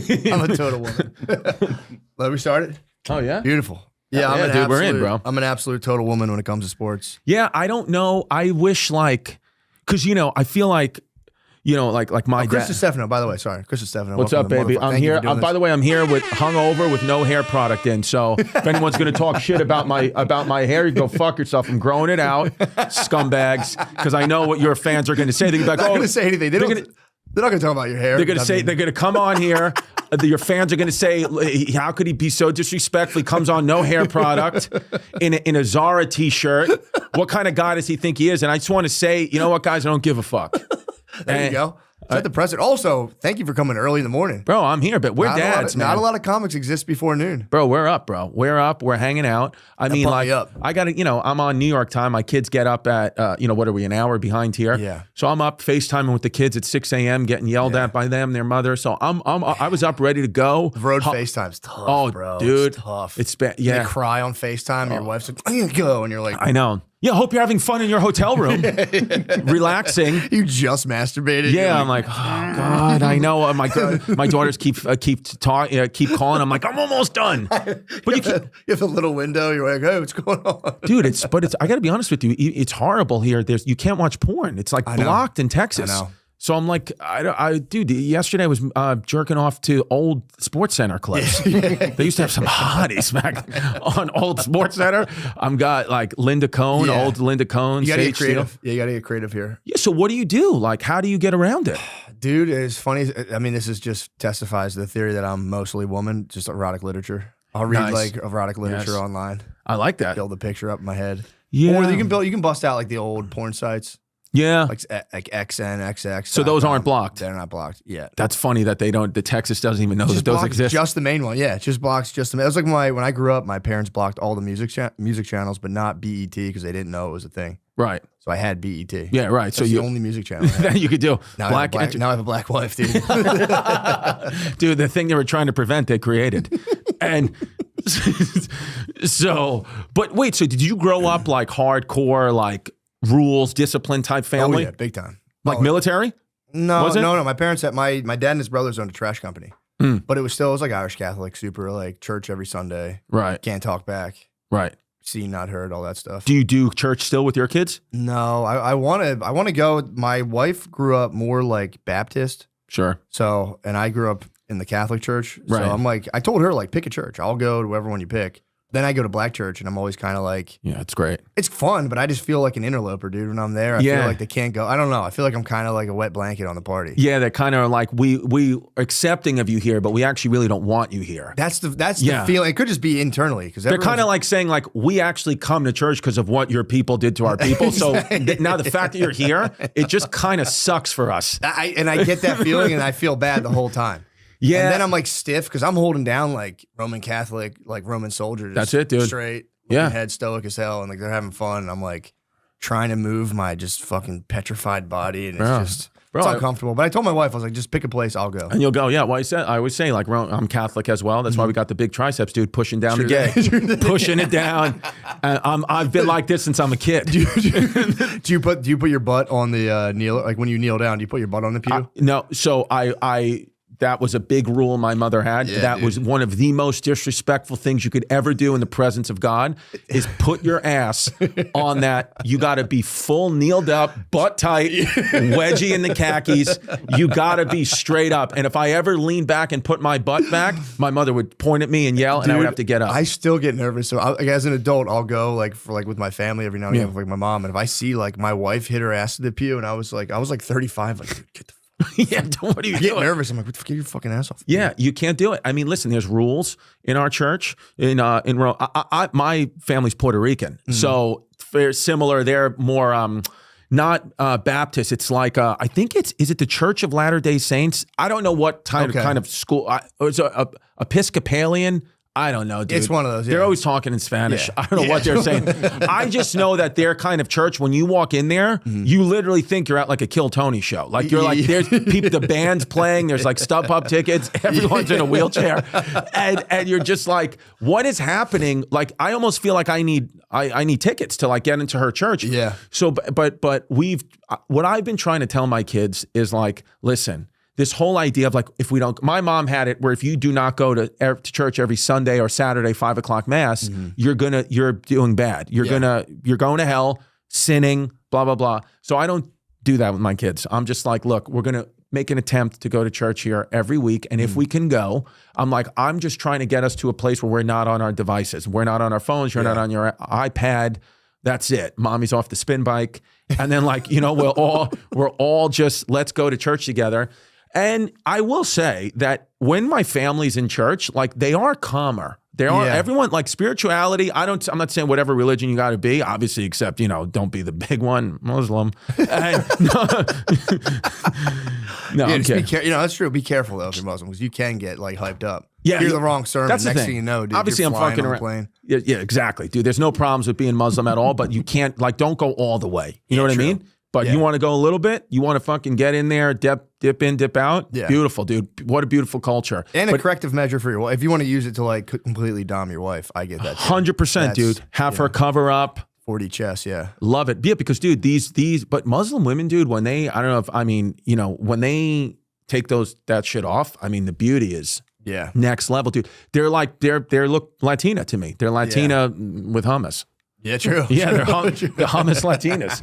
And I love them. Yeah, they're beautiful babes. Yeah, dude. I love babes. Austin has got so many. It's crazy. What we've seen, what Steve, my tour manager, Steve Ciccone Riceroni is here in the background, and him and I have been walking around, and Steve's a horny guy. Yeah, I bet. Steve's like a horny guy. I thought that when I met him. I was dude, like, horny ass Steve's guy. the kind of guy, he lives above his mom's garage in like Long Island. Like Steve's a guy that like he needs to fuck, and he wants to jerk off, and it's like, and I allow it. I'm like, dude, whatever you want to do. He's, his hair's blown in the wind in the back of his hat. Like this guy needs to bang. And dude, and he's actually telling me that it's like hard to take for him. Like he's getting like, because it's so much and it gets agitating. And for me as well, it's like, you don't know what to do, what to say. You're like, because a woman walks by you and you're like, I know I have a family, but I'm willing to throw it away just to have a conversation with her. Yeah. Because in the moment, I'm only alive once and this is what I need to do. I'm a man. Yeah. I need to do this. This is what my father wants me to do. I have to honor our family name. And then you're about to go walk and talk to her. And then you see another one and it just keeps happening. And you don't know what to do. And they're not wearing bras. No, they're not wearing bras. And I've seen the outline of 100 women's vaginas in this city. I've been here for 2 days. Steve and I have seen 100 pussies. Steve, I'm sorry you're suffering like that. Dude. Obviously, you're just chilling, just being like a rock, just being like Steve, dude. Come on, man. Come on, man. Dude, Steve's one of these guys. He's like very punctual, always on time for everything. The last 2 days, dude, he's been late, sprinting out of the hotel room, hair soaking wet, and I know he was cranking it. He was having an episode? Yeah, dude. He's been going, what? Because this city, men and women, talk about a city like Austin, some of the most beautiful. We went to the gym yesterday, and we saw 5 of the most beautiful women we've ever seen in our entire life. Jacked, ripped, tip-top shape. And the guys, like me and him, were almost like falling off the elliptical, which is like, again, when we go to the women's parts of the gym, we're on the elliptical protecting our knees. You got to protect the joints, though, man. You don't need wear and tear. But these guys who were doing like the real guy shit, you know, ball slams and, you know, all that, they're not even fazed by this because I guess it just becomes a part of what it is in the city. Is beautiful. Even you, dude, you were walking, you're like all jacked up now. Where when I saw you when you were living in Philly, dude, you look like Stephen Hawking. You were like, I was just slumped up. Dude, you were slumped up, but now you're like beautiful pumped. babes get you pumped, man. Dude, you've been lifting, definitely. I have been lifting a lot, yeah. I've been lifting a lot. Creatine? You doing a little creatine? A little bit. Yeah, a little bit, right? A little bit of creatine. Did you get do you get any puffiness or is it just pretty much jacked? I'm pretty puffy. I'm a pretty puffy dude. I was puffy before the creatine. No, but I could tell. I did get jacked up. I came down here. I didn't know what to do with myself. Whenever I get like nervous or overwhelmed, I just start like lifting weights. Where do you lift in your house? Yeah, no, I have an apartment I use as an office. So I like go there to write and like get out of my house, and I have a gym attached to the apartment. I just go like. By the way, that's the move. Is even if you're in a obviously you love your wife, you're a committed guy. As men, we do need a separate apartment. You do. I just need a separate apartment. Maybe it's my office. Maybe it's just a place that I just need to go and just sit in. Take naps. But I do need a place where I need to leave this house. Yeah. Because our jobs doesn't require us to leave. You could write and do it in the house. It took the debate it took to get that. Like she's like, you have an office in the house. I'm like, I need to get out of here. Right. Every 5 minutes, like, the landscaper's here. And I'm like, dude. Yeah. So I did it in Philly too. Get an apartment. It's worth it. Yeah. And everyone's gone while you're there. Yeah. Everyone's at work, so it's quiet. And you actually get writing done. My family and my girl let me have same thing apartment. The only thing is she's got the baby cam that we used to use for our toddler. She's got it in my apartment on me at all times. That's the only thing. It does sound like a smash pad. It does, but I'm like, it's not. I swear to God, I'm just trying to write. I'm just trying to write about history in there. Yeah, exactly. I'm literally watching documentaries on General McClellan, and she thinks I'm like banging. Women. I'm like, I swear to God, I'm watching fucking like Ken Burns documentaries about the Civil War. That's all I'm doing. It's quiet. Yeah, and you don't need, it's. I think people take that for granted. Like, you need some separation. Even now, like I really hate being away from my kids. I miss them so much. But when I'm away from them for a few days, I just feel like I come back and I'm just like a recharged, better dad. Yeah. I'm talking to my kids about little things I learned. And because I'm like, if you just sit in that situation, I don't know, you just start to take for granted what you have. And then when I leave, I'm like, dude, what a fucking life I have. I have my beautiful kids or whatever, I got Steve on the road getting horny. I'm like, what a life, dude. But if you just sit in your circumstances, then it starts to become, you start to normalize things. And then you start to think what you have isn't that good when it's actually all you've ever dreamed of. Yeah, it's true, man. I saw I was standing outside today and I saw this like homeless lady just chilling outside near, she was like inspecting the trash cans. And I'm like chilling there, like just watching her. And I'm like, damn, dude, this lady... No one's giving this lady a hug. Did you go up? Long. Did you go up and do it? Thought about it. I gave her a really like friendly good morning. I said, good morning, ma'am. And she just kind of like. That's nice. Looked at me and it was cool too because I never seen like she was quiet and she was like, looking through the trash.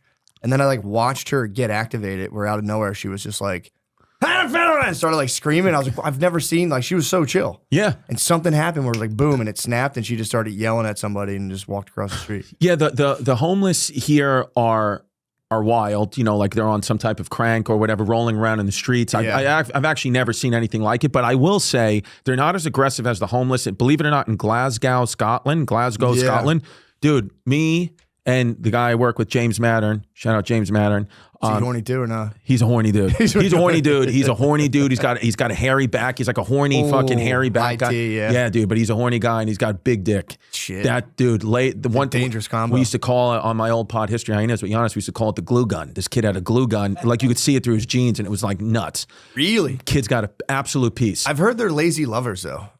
Big-dicked men, I've heard, are very lazy lovers. You know what it is? He doesn't know who his real father is, so I think that I think he's charged up, and he's raised by his grandparents, so he's got like a lot of. I think he just tries to. He's basically fucking women and try to find his father. Yeah, true. That's like kind of wild. If you're raised by your grandparents, it's kind of like you're like kind of wild at that point. But dude, we're out there and we went to this bakery in Glasgow. I wanted to go to this specific bakery. I forgot what it was called, but they had like this kind of carrot cake, like muffin. I was like, I got to get this muffin. Yeah. And we saw this homeless lady walking around. She was, could fully see, but she had a blind stick. So she must have like taken it from an actual blind person. And she's walking around with this stick, like hitting it off the wall.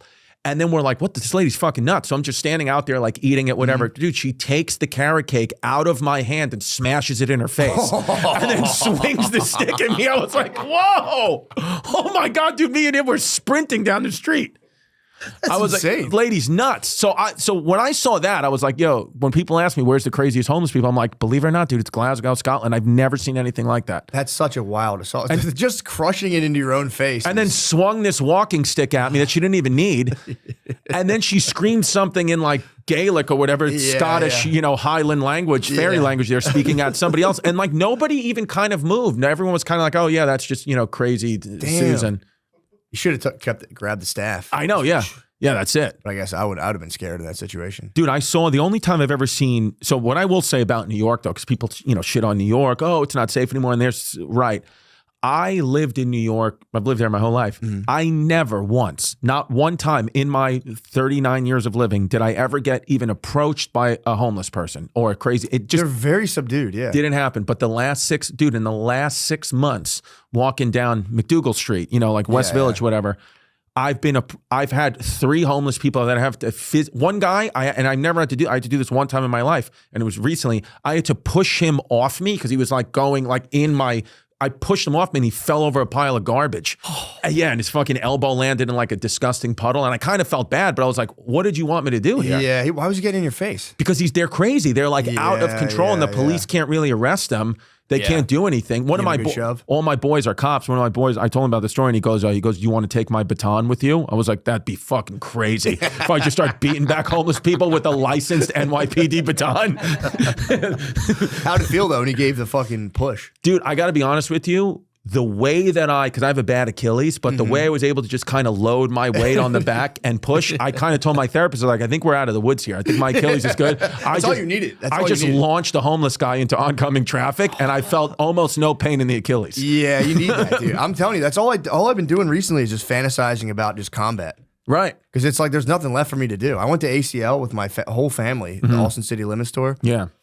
It fucking sucked, by the way. I hated it. But I was there the whole time, and all I wanted to do was just fight like a 24-year-old. Right. Just a man. Are you into the UFC? Like, can you do a little fighting? Can you handle yourself? I did do jiu-jitsu for like 6 months when I was going through a divorce, which was pretty sick. Right. Oh, this is your second wife? It's my second marriage, yeah. So I didn't know that. I thought was the first wife black as well? Yes. Nah, there you go. Yes, back to back. Yeah, but this wife is you didn't have children with the other wife. So I've never met the other. Your current wife, that's the mother of your children. Yes, okay, yeah, she's great. Yeah. So how long did the first marriage last? About like 3 years. 3 years. And then what happened? Short, in and out. Just got crazy. My heart wasn't in it, yeah. Your heart wasn't in it. My heart wasn't so in it. she wanted to stay, but you wanted to leave. Yeah, unfortunately. See, when that happens on the man, that's a very difficult thing for the man to go through because when the statistically doesn't happen a lot either, which further theory that I have a woman brain. Most women initiate divorce. I think like 75%. That's what I'm saying. It's almost impossible. If the woman doesn't want it, then it's like, you know, then there's nothing you can do. Yeah. But once the woman says it's over, that's it, buddy. There's absolutely zero. You can do nothing. If your wife comes to you, you know, fans listening at home, and she says it's over, just don't even attempt. Don't even attempt to fuck. By the way, she's moved on with another guy secretly for 6 months ago. Yeah. So just know it's over. Please don't even try. Yeah. Or what you can do is get back, start like a viral business TikTok, and just do numbers and just absolutely crush her. 100%, dude. That's all you can do. How did you tell the first wife like it's over? It had been in conversation here and there, and then eventually like I just kind of reached like a breaking point myself. Yeah. It was just me. I just entered into a relationship like when too you early. said you go what was her name? Oh, actually, I'm not saying that. yeah, you can't say that. As soon as I said that, I was like, don't say her name. Yeah, and then I was like, yeah. So you're like. I just wasn't ready. It was like I still wanted to do stand up, and then it was like I was being pulled into like it was just over. Like the tomb was in front of the boulder. Like you got to enter the corporate world or like career man. Whatever. I couldn't do it, and then I had to just go off. She goes, "You must be out your goddamn mind." Yeah, pretty much. No, they were like her and her mother were really trying. I tried. It was like kind of laughable. I believe it. I became like a personal trainer at LA Fitness for 3 weeks. Walked out in the middle. Dude, of the that's session. what black women want. That's what they want in their white husbands. Is he needs to be a trainer at Planet Fitness? Oh, LA Fitness. Planet Fitness would be sick. But yeah, I really tried it. For me, I'd never ever been in a relationship before that where I put any effort or cared at all. all. Right. So that was like a learning experience. Like, oh, okay. Like, yeah, I'm dealing with other human beings. I'm not like, this isn't like a simulation. The way designed to you and appease your myself. current wife are is really beautiful, and you love each other, because when I was hanging out with you Mm-hmm. guys with my girl, I got yelled at when we got back in the hotel because I don't treat her the way you treat your wife. She was like, you see how nice he's, but you see how in love they are. You see how they have. What was she going off of though? I don't know. Just I guess she saw you guys make eye contact once. Yeah, I was like, And, yeah. I wasn't even next to that. That's a lot of that too. Is women. I've noticed that, and I've asked my wife. I'm like, when we're standing there, and they go, "Give me a kiss." When we're in a crowded place, I'm like, "What the fuck is that?" Yeah. You're not. That's not for like me or you. You're doing that for something else. Yeah, well, she's doing that to Peacock because she thinks other girls are looking at you. She's like, so this is me a my kiss. it's my Yeah. guy. He's a trainer at LA Fitness.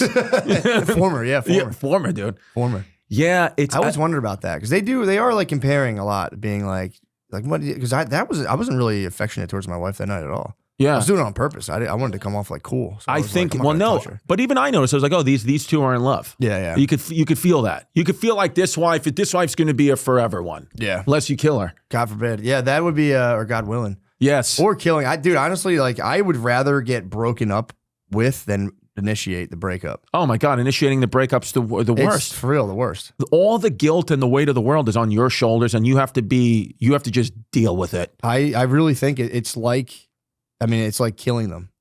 Sure. It's like you're killing a person. Yeah. On a level where you're just like, we're never gonna see each And was other she again. like begging you, like, please, like, don't do this type Nah, thing? it wasn't like that. It was just sad, dude. Yeah, it was it's just just so sad. sad because I had my mind made up and there was nothing I could do. Yeah, It was that's just so sad. You get to a point where you're just like, well, now I've reached the deep. I'm off the other side of the fucking deep end, and there's no coming When back. you know. That was all.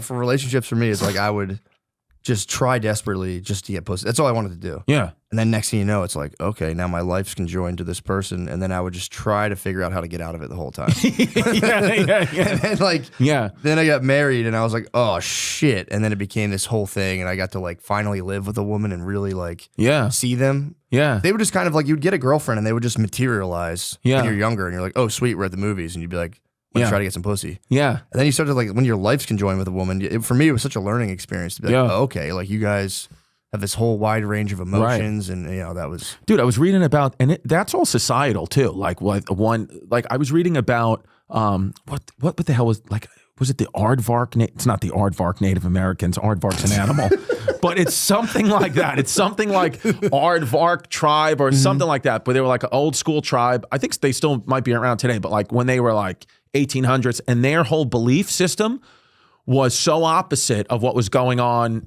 at, like the European settlers. They were like, they thought it was crazy, men and women, to marry one person and to only raise your own children. That was like a Yeah. foreign concept to them. They're like, no, what the women do here is the men fight for who's the strongest guy, and then they get to fuck the strongest woman, and then they fuck, and that one gets pregnant, so she goes away, and then the next one steps up, and you keep fighting, and then they that's such a good idea. and then you impregnate them, right? And then here's how it works. Are the women fighting too, or are they doing? No, more the like women are strong- just there. The women are just there. How are they gauging their strength? I guess just like I guess the men are fighting and doing all types of things, but then like, I'm sure it's just who's the Stature. hottest. Yeah, the sure, it's women- the hottest. The guys are just like that one. Who's got the biggest tits? That's just all it she is. has strong tits. Yeah, so like when you get all the way down the list, you're like, fuck, what am I even fighting for over this pig? So the guys would fight, whatever. And then here's the interesting thing.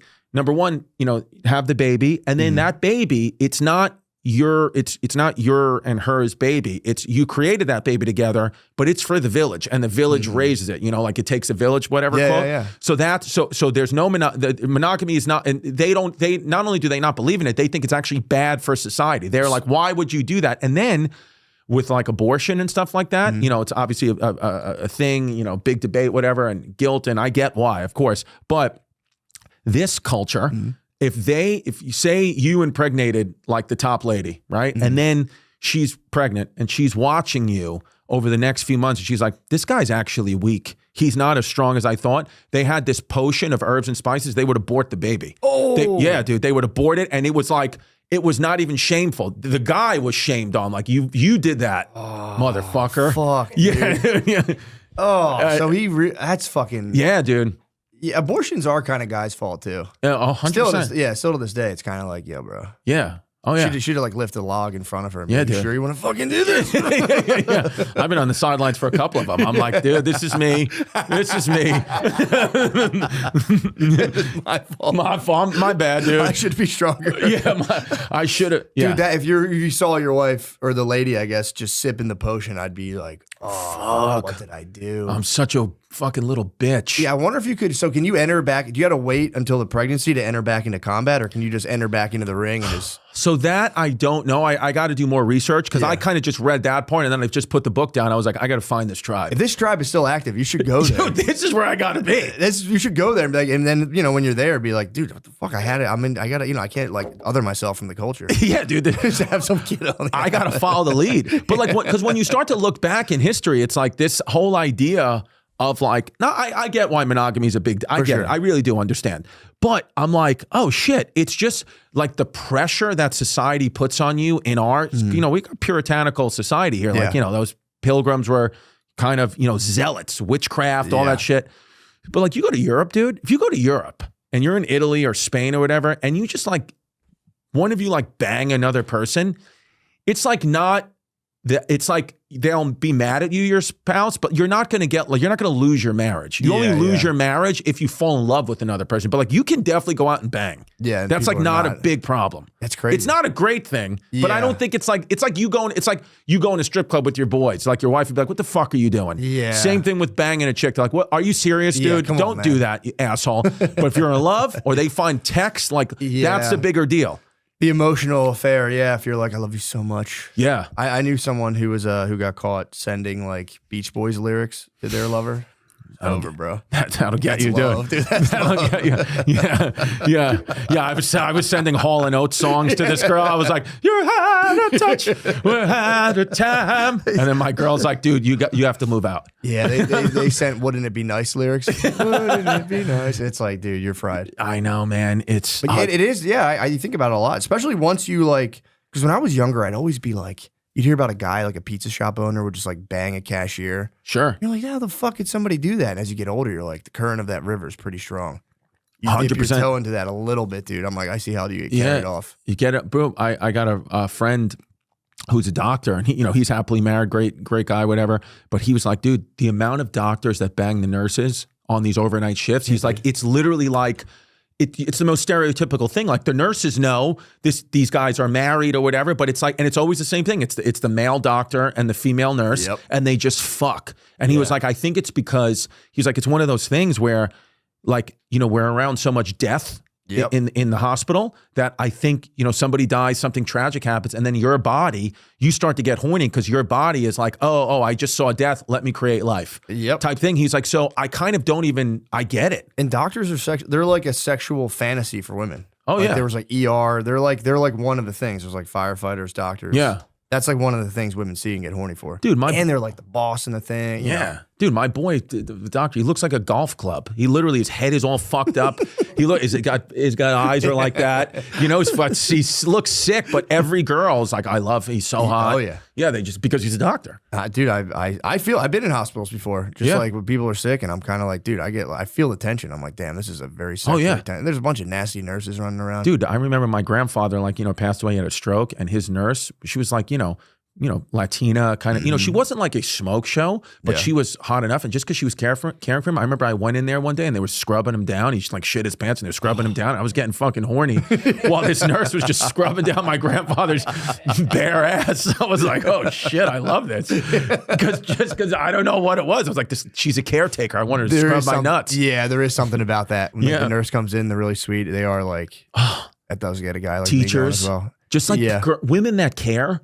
You're just like, oh man, I want that, you know? But then our minds go to these fantasies, and then you create these fantasies with like other ladies, like, oh, my life will be like this. Like, just want a lady to like cook for me wearing, an Eli Manning jersey and making me pasta every weekend. And then just kind of sucking my dick and just letting me watch the game. I'm like, can't I have that, man? I'm only going to live once. And my dad's like, are you stupid, asshole? Yeah, I know. Yeah, you can't, dude. You like, it's, and then also too, the fantasy never matches. It's always as soon as, Yeah. Eventually, it's going to be that's just a lady like bristling, just like what? And you prepare for it now, because my father did give me good advice. He was like, well, let me tell you something. He goes, when we're out, he was like, my dad's 76 now. 1776. Yeah, Best year, dude. By the way, every single passcode on my door, phone, any 4-digit code is 1776. It's just how I roll. Yeah. I know someone who has their door codes. Yeah, that's like, so if you ever want to rob anything from me, just know, go 1776. And then if that doesn't work, it's 1812. War of 1812, baby. Well, it's sick too when someone like, yeah, what's your door code? And you're like 1776, obviously. Yeah, I'm not a communist, bro. What the fuck's wrong with you? Yeah, and every passcode is like, baseball USA. Just, hot dogs United States. So what was the advice So my father, so he said to me, gave you? he goes, he was like, he's like, when you, as you get older, he was like, your brain doesn't change, your body changes. So he was like, when you and I are standing in the video store, this is how old of an example it was. It was like, okay, we haven't done that in years. But he's like, when we stand in the video store, he goes, and you see that hot 25-year-old girl walking in, he goes, the same way your brain says, I'd love to bang that girl, I think I got a shot, so does mine. Whoa. He goes, my brain hasn't changed from the 25-year-old man I used to be. He goes, but then I look in the mirror and I see what I've become. He goes, and it really messes with you.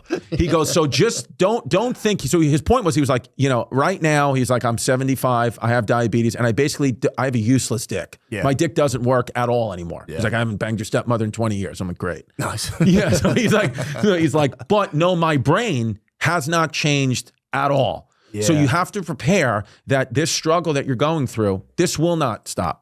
Your brain doesn't get, every old guy you see out there, they want to bang the young women. They just can't. Yeah. So you have to just accept what it is. And this is like what kind of your sentence is of being a man through this world. You have to like practice not getting pussy, almost in like a Buddhist type of way. Being like, it's also one of those things that will fade. So you do have to prepare for it. I know my guy, who I work with a lot is like, very like Zen guy. He was like, listen, dude, you're going to be away, for a week. He's like, I'm telling you, try not to masturbate. Like, just try to like channel all that energy. I know you're going to be alone. It's hard. I was like, you know what? I'm going to do it. I swear to God, I'm going to do it. I walked through the Austin airport, and I saw 5 pussies in Lululemon pants. Like, I saw the outline of 5 full vaginas, and crazy. I jerked off at the reception desk. I checked in and just started cranking it. Dude, it's the camel toe is crazy. I was talking to my wife about it recently because she was going out in the exercise gear. She was like, did these look right? And I was just kind of like, yeah, man, you don't have to hike them up your pussy. Pull them down a little bit. Yeah, but she's like, well, I don't even care about that. I don't even think about that. I'm like, people think about that. Yeah. That's like, I see those and it fucks me up for like 4 minutes. I'm kind of like, fuck. Yeah. I see nipples emerging and like a pussy print or butt cheeks. And the ass, it's crazy, dude. And I'm telling you, dude, I'm not gay, but the men too. Like their legs that they have on these guys with the tattoos on the quads. I'm like, I get it, fellas. It's crazy. No, I want to fucking, let's hang out. Just running by a river. Yeah, dude. Shirtless. Yeah, we don't got to like do anything gay, but we'll get a coffee or something. Yeah, just talk. Yeah, dude. Just talk. I was asking random guys, like, you want to come to my pod tomorrow? Just shoot the shit. Yeah, it is. It really is like beautiful men and women. Yeah, because a bunch of colleges. I think there's like a bazillion, like 5 different colleges. There are, even though I've said it, I've made it clear that I thrive in the original 13 colonies, and that's where I want to be comedically in my life. I will say there's way more beautiful people as you start to come west. The original 13 colonies were not the hottest bunch. No. We're not. We got some hotties. We definitely have some hotties. Well, didn't they like send out like the people who were like the first wave of just like prisoners and peasants they like shipped out here against their will of Europeans? Really? I didn't know that. Yeah, so they would just take like prisoners from England and just like people who were fucking up and be like, yo, you're going. And then they came out here. They promised them like, we'll get you a wife. We'll like whole new land, new you. And then they just started sending out like whores. They would like arrest women for prostitution and throw them out and send them out here and be like, these are your wives, and half of them will like die on the way out. You just get like a Skeletor come off the boat. Just disgusting. And the dudes were pissed. They're like, don't give us fucking whores. We want mama and apple pie. Yeah. So yeah, it was just like criminals, and they just like had people till the land and just die. Yeah. For like 2 generations. Dude, I read this book too. You ever read it was called Island in the Center of the World. It was about New York City because, before the British, when it was like just the Dutch, this author, Russell Shorto, great. It's like an amazing read because we only know, like even me in school, I've only really learned about like what British society was like. But dude, Dutch society in New York, what they called it, New Amsterdam, Dutch society, they were like in the 1600s, they were as woke as we are now. Dude, they had fucking no slaves. Everybody was out there fucking everybody. They were having parties, dancing in the streets, like a beautiful type of culture.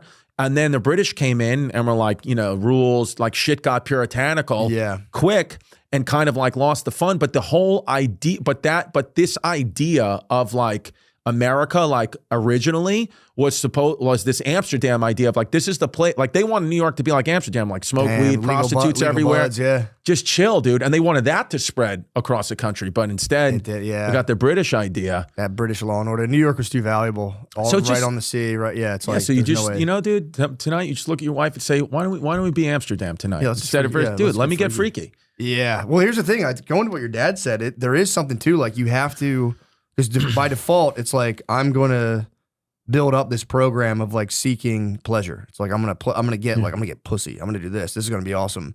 Like your dad's saying, that fades physically. Sure. So you have to build a bank of like non-bodily pleasure. Yeah. And if you just fuck your way through life, you just destroy everything and you're left just like dickless. Dickless at the end. Dickless and alone. We're all dickless. We're all going to be dickless. You got to build up like a dickless safety plan where you start to like enjoy like walks. Yeah. People in your life. Oh yeah, dude. It just sucks doing that because you just want to come really hard. That's all I want to do. Yeah, yeah. I take like, especially with kids, now I have 14, 9, and 3. But like, so 3 is like crazy, right? Yeah, she's the cutest, but it's like a legitimate like lunatic terrorist person. But so what I do now, and my dad gave me this advice. He was like, life isn't for you now. It's going to be about little breaks. You're not going to get an hour-long break most likely. Like that's just not going to happen. What you got to do is 5 seconds. He said, so when your 3-year-old, your daughter, like she doesn't want to get in the car seat, you got to fucking jam her in there. I'm like, basically like I'm putting in like jujitsu moves just to get the safety belt on and the 3-point harness. And so I do it, and he was like, and then you shut that door, don't just run around and go right into the driver's seat. Take a nice 10-second walk around the car. You have 10 seconds alone. Take a breath, take 5 breaths, and then get in the car and drive. Like little resets. And dude, that's like the game changer where I just take these little, because the bottom line is like there's times where like I can't meditate. I can't just sit there 20 minutes in the sauna meditating because I'm just going to jerk off. I'm just going to break it and just start jerking off. So instead what I do is I say, you know what? Let me try to take an hour a day, if I can, an hour a day just off my device. Just like go for a walk, just do something. And like that's what I'm counting as meditation, because to just sit there for 20 minutes with my eyes closed, I literally will just start jerking off and I can't do it. And then it defeats the purpose. Or at least this way without... Because I'm reading all these studies now where it's like, we're constantly excited from the phone to the screen to this to that to the kids to the life. But like older people, like they had long bouts of like no stimulation, like get bored. It's like go get bored somewhere. Yeah. And that's kind of how I think apparently, about it. So your brain, so there's a thing called EEG habituation. So like, if like a naked lady walked in here, our brain waves would be like, brrr, but if it happened every 10 seconds, literally your brain habituates to that stimuli. So then you just like, it's nothing to you anymore. So that they say meditators have, like long-term meditators do have, it's almost like childlike EEG habituation where they like they can see a tree and it's like that, like a kid looking at it, like, whoa. Right. But if you're just kind of just like jamming shit in your face all the time, nothing will excite you. Do you meditate? I try. I used to be really good at doing it and like really like good about doing it. And then, I just I would always be like, I don't get how people say they can't like sit down and just meditate. Now I've hit a place where I can't do it again. I don't know what happened. But I just sit down and I just start to freak out. I'm like, I got to do this. Well, are your kids trying to start now doing it again? Though. Are they in school now, your kids?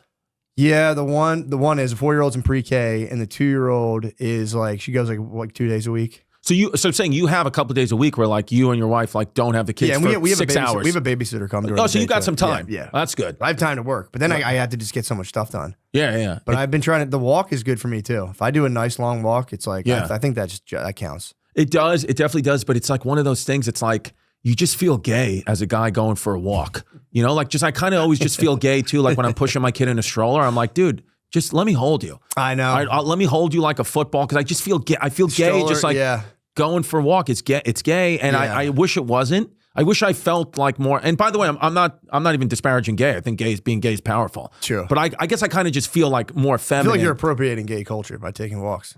Yes, exactly. Yeah, exactly. Yeah. But I'm okay with that. I want the walks. Gays. I like taking walks, and you don't feel like less of a guy. No, not walking. Okay, because walking, you feel almost like a holy man. You feel very like zen out and blissful.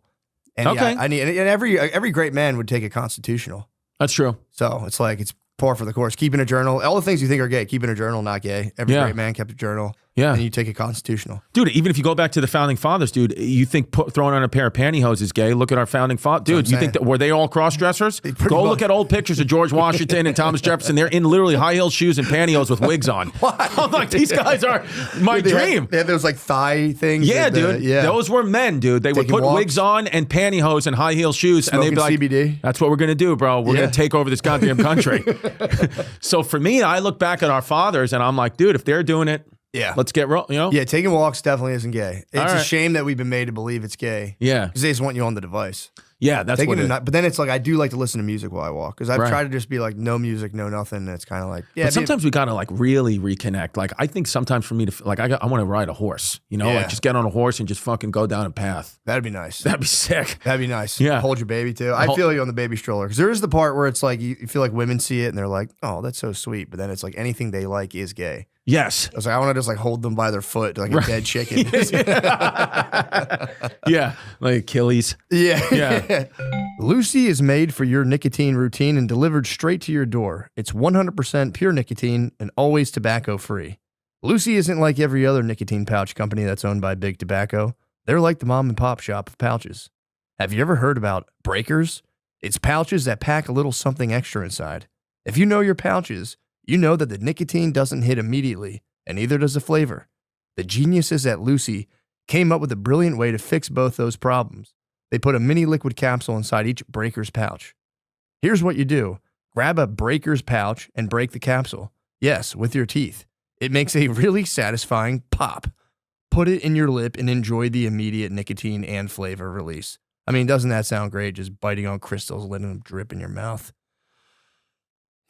I love it. Okay, guys, visit lucy.co/drenched and use promo code DRENCHED to get 20% off your first order. Lucy products are only for adults of legal age, and every order is age verified. Warning, this product contains nicotine, and nicotine is an addictive chemical. Guys, let me just tell you right now about True Classic. I mean, I genuinely like their shirts. They were sent to me for free. I hung them up in my closet thinking, whatever.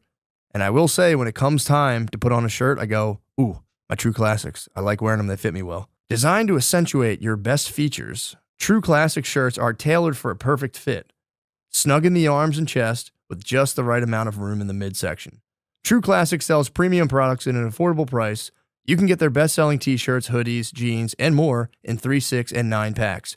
True Classics activewear becomes essential for workouts and vacations alike. Their activewear crew necks offer moisture-wicking, quick dry, and odor control. Pair them with their super soft, stretchy joggers for all-day comfort. Fall is here. It's time to step up your game. Right now, you can unlock big savings when you bundle packs. Just go to my exclusive link at trueclassic.com/MSSP to save. That's trueclassic.com/MSSP. Shop now and elevate your wardrobe today.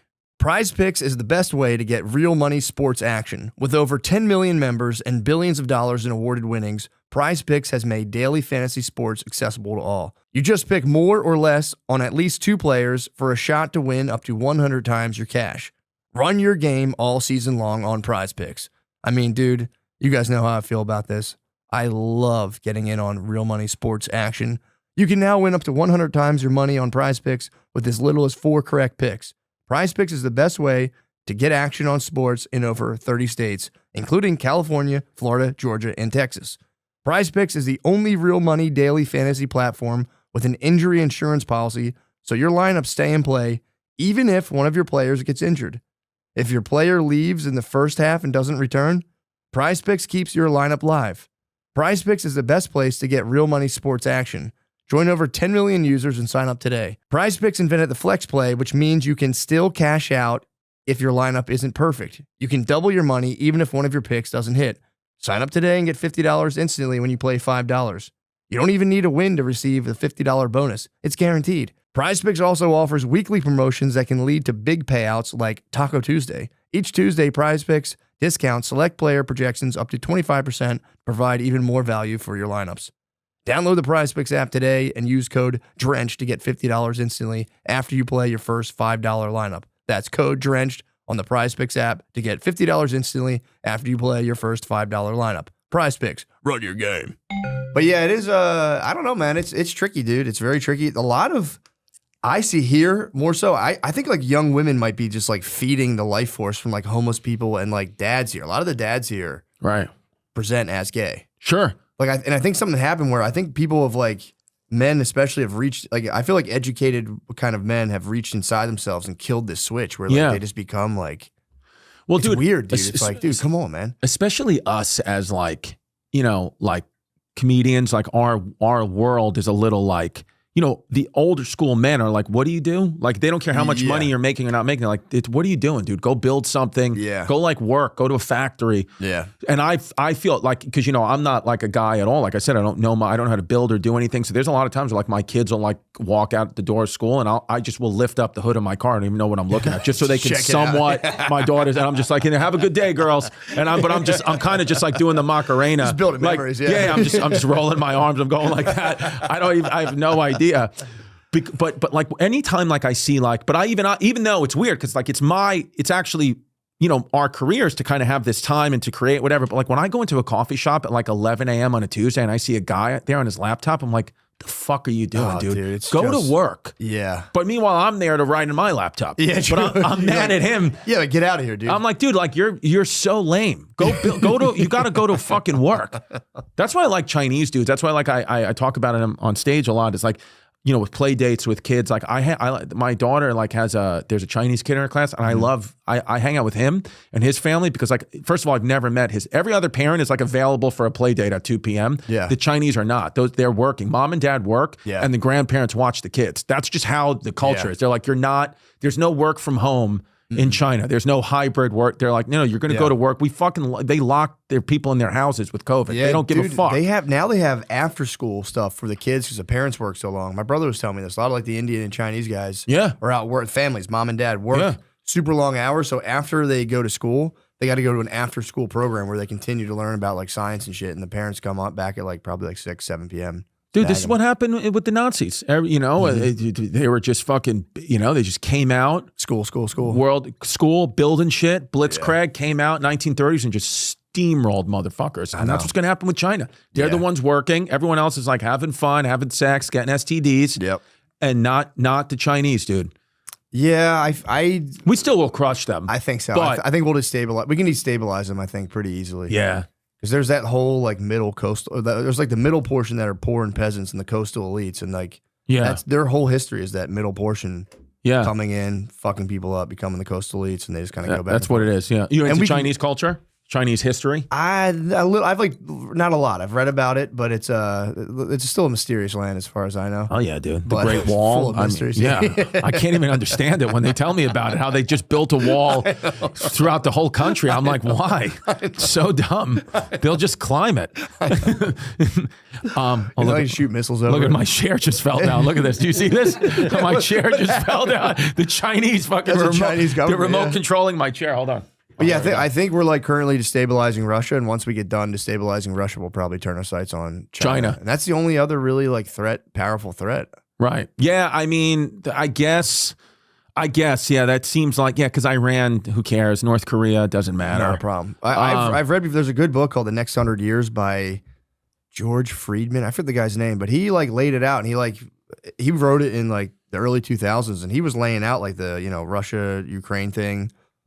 He was like making predictions like before 2030, they have to go to war. They have to fight each other. Russia has to take back Ukraine, blah, blah, blah. Really? Yeah. What was his reasoning why they have to take back Ukraine? Because like they just need like a buffer. Like you can just be right into Russia from like in all those other points because of those like NATO countries. Sure. So you can just march right in. Ukraine, you can just kind of like, that's their one weak spot through Ukraine because the other parts are kind of like hard to get into. Right. But that like if you leave whatever that big city is, Kiev, you can be in like one of the big cities. So do you think Russia is going to beat Ukraine? Like, no, I don't think so. You think Ukraine is just like a porcupine? Like they're just.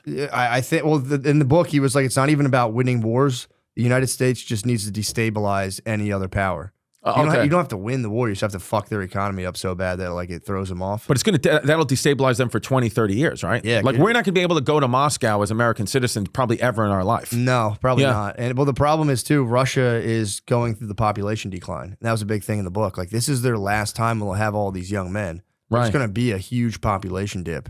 Right. So if we can kind of like fuck them up now by 2050 they're not going to have like enough young. So we're in the driver's seat big time. Yeah. Like we're according to this guy. You know, I people like believe to him. say China's going to take over, but he was like, not going to happen. He's like he believes that Russia and China will collapse, and then 2030 will be like the 2030s onward. It'll be, you know, he's kind of been right. He was like, the 2020s are going to be so tumultuous, like very bad.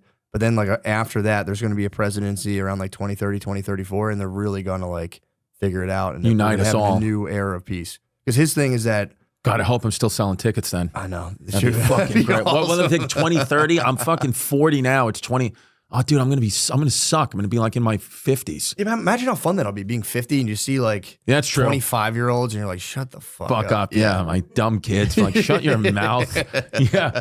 Oh God, I hope that happens. Yeah, because it does. I do feel like sometimes somber. Like I'm like, man, like I romanticize like the late 90s and early 2000s. Like, you know, obviously 9/11 was bad, but like, I don't know if you remember like 2007, 2008 was awesome. It's Dude, like I was in college, yeah. It was amazing times. Yeah. Everybody was having fun. And now I'm just like, everywhere I look, I'm like, it doesn't seem like people are as happy as they were, as certainly not as free as they were. Yeah. And I'm just like, I'm that's hopeful. The next 100 years, I'm going to get that book. It's pretty good. It's really cool. They and the big thing too, they say like these are just cycles. Like every 50 years, there's like a 50-year cycle where like someone passes like a huge like seminal policy. Like, you know, I can't remember one, but say like Roosevelt did that whole thing, whatever his big policy was. We'll carry a big stick. Yeah, whatever the fuck he did. Yeah. But that'll solve a bunch of problems from the previous 50 years. But then 50 years later, that policy will cause problems that it takes 50 years to figure out and then solve, which then will solve those problems, era of peace, and that like policy creates new problems. It's just a never-ending cycle. Never-ending cycle of these kind of. And if you guys want building. any chance to stop the cycle, do the right thing this November. Yeah, true. Where are you at in November? Come to comedy on State in Madison, Wisconsin. No, I know. Yeah, I don't know. People are obviously all bent out of shape about who's going to be the president. I'm like, I don't know that it matters as much as you genuinely think it does. Yeah. I think it matters just for like political unrest on people crying, whoever wins.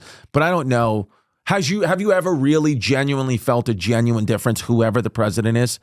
No, I've never felt it except for COVID. When we got locked in and there were people being like, let people out versus let people in, that was the only time I've ever been like, but then you didn't have to do it. That was the other thing I told people, like, you didn't have to do it.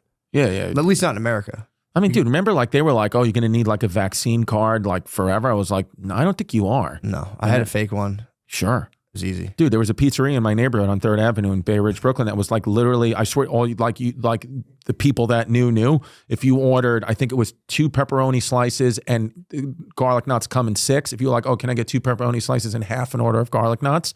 And you kind of just like gave a look. They knew that meant give that to you, and then you would give them $100 bill, and they would have a fake vaccine card in the to-go bag for you. Awesome. It was like a whole it was like a system they had. That's and pretty people cool. were getting fake vaxxed all day. Yeah, that's awesome. Yeah, bro. Yeah, my wife made them in our basement. Yeah, it's great.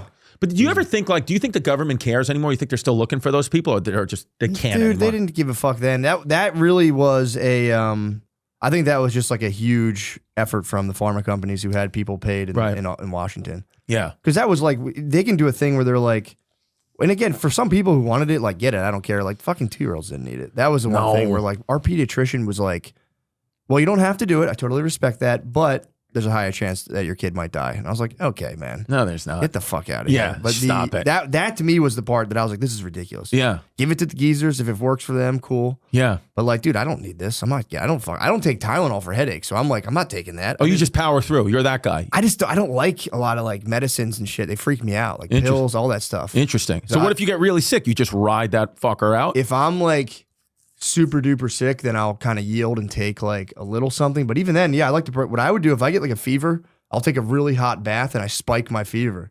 That way, because then old school. The fever is what like is your immune reaction. It's good. Dude, I like that you put leeches on and just suck your blood out. You go old school Dude, colonial that was a medicine. treatment for cancer. They Leeches. were giving fevers. They were spiking fevers. Interesting. And it kills like cancer cells. Like fevers are good for you. Of course, But dude. you can't get too high because you can have a seizure. Yeah. So if you can keep that thing at like 102, 103, getting a hot bath, I just burn it out. Dude, you get right to that. That's you edging yourself. But if it Just gets giving too yourself high- a fever, right to the point of seizure. But did you ever try to jerk off in a hot bath? No. Impossible. Why? It's just the hot water fucks with your nuts. Oh, because you know what it is? Probably because when you get hot water, it's called vasoconstriction is what's going to make your dick go up. Vasodilation, That's when what they open it up, is. everything, blood pressure goes down, That things must be go what down. it is. I can't come in the bathtub. You think it'd be a glorious session, but it's like, You just can't do it. can't do it. Yeah, I know. I've actually never. So the way that I jerk off, I don't jerk off kind of like most people like this. I actually lay my dick.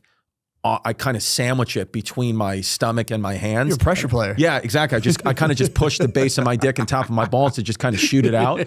So I can't ever jerk off standing up regardless. I'm always laying down. I kind of make a little pussy for myself. Yeah, that's what it is.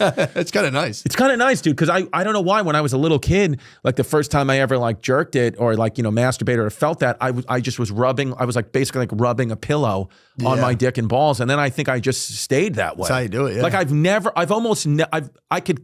don't think I've ever went like Crank it? that. You never cranked I've it? never cranked it, dude. That's awesome. Yeah. It's pretty sick. I just don't do it. I do it a different way. And I bet you that has implications on me mentally. And like, I'm just like a different guy because of it. I think you're better off though. Yeah. Because there is something gay about like gripping your member and like, Yeah. you know, you're just fucking. I'm different and I'm just built. I just, that's the way I roll. And then I shoot into my belly button and you know, over, yeah. it's kind of just like whatever, dude. Have you ever got caught? Ever got walked in on? I got walked in on, my mom caught me once. That was bad. I never forget. She was walking in from the local pizzeria and she had brought me like mozzarella sticks and a chicken bacon ranch slice. And she had it like on like, she used to, dude, until I moved down to my mom's house in my mid-20s. And when I was literally like 24 years old, she would bring me food on a New York Yankees like dinner tray. Like she would just awesome, give it to, dude. and like it had like this setup where I would just like lay on my bed and it was like a little table and she had that New York Yankees baseball tray with the food on and I was just rubbing it. And you're in there just like, Yeah, I was like this. And she literally, she was like, she went like this and she was like, just slammed my door and she was like, your food's outside the door in the hallway. So I had to get it like a fucking inmate, just like, you know, and then, dude, one time she found one of my VHS porn tapes. It was bad. Like we used to pass around a VHS porn tape and she found it. I just left it. So I used to put it in. I had this documentary about the original USA Dream Team. So I would, and I was such a little loser kid. I was like 12 years old and I wrote on the cover of it, I said, I want to go to the NBA. Like a loser, like in Sharpie. You're good at basketball though, right? Yeah, Division III. So That's good. but yeah, I guess. And so I had put the tape in that Dream Team thing because I was like, my mom never looks in that. And then my mom, for whatever reason, was like cleaning my room one day when I was like at school or it was the weekend, I don't remember. And she popped that fucking tape and thinking she was going to be a documentary on the Dream Team. You probably saw your like quote was inspired. His being goals. Like, I want to get my son a basketball hoop. there's a You know? lady like, Oh yeah, and it was just this Colombian lady with a full bush just getting piped, screaming shit in Spanish.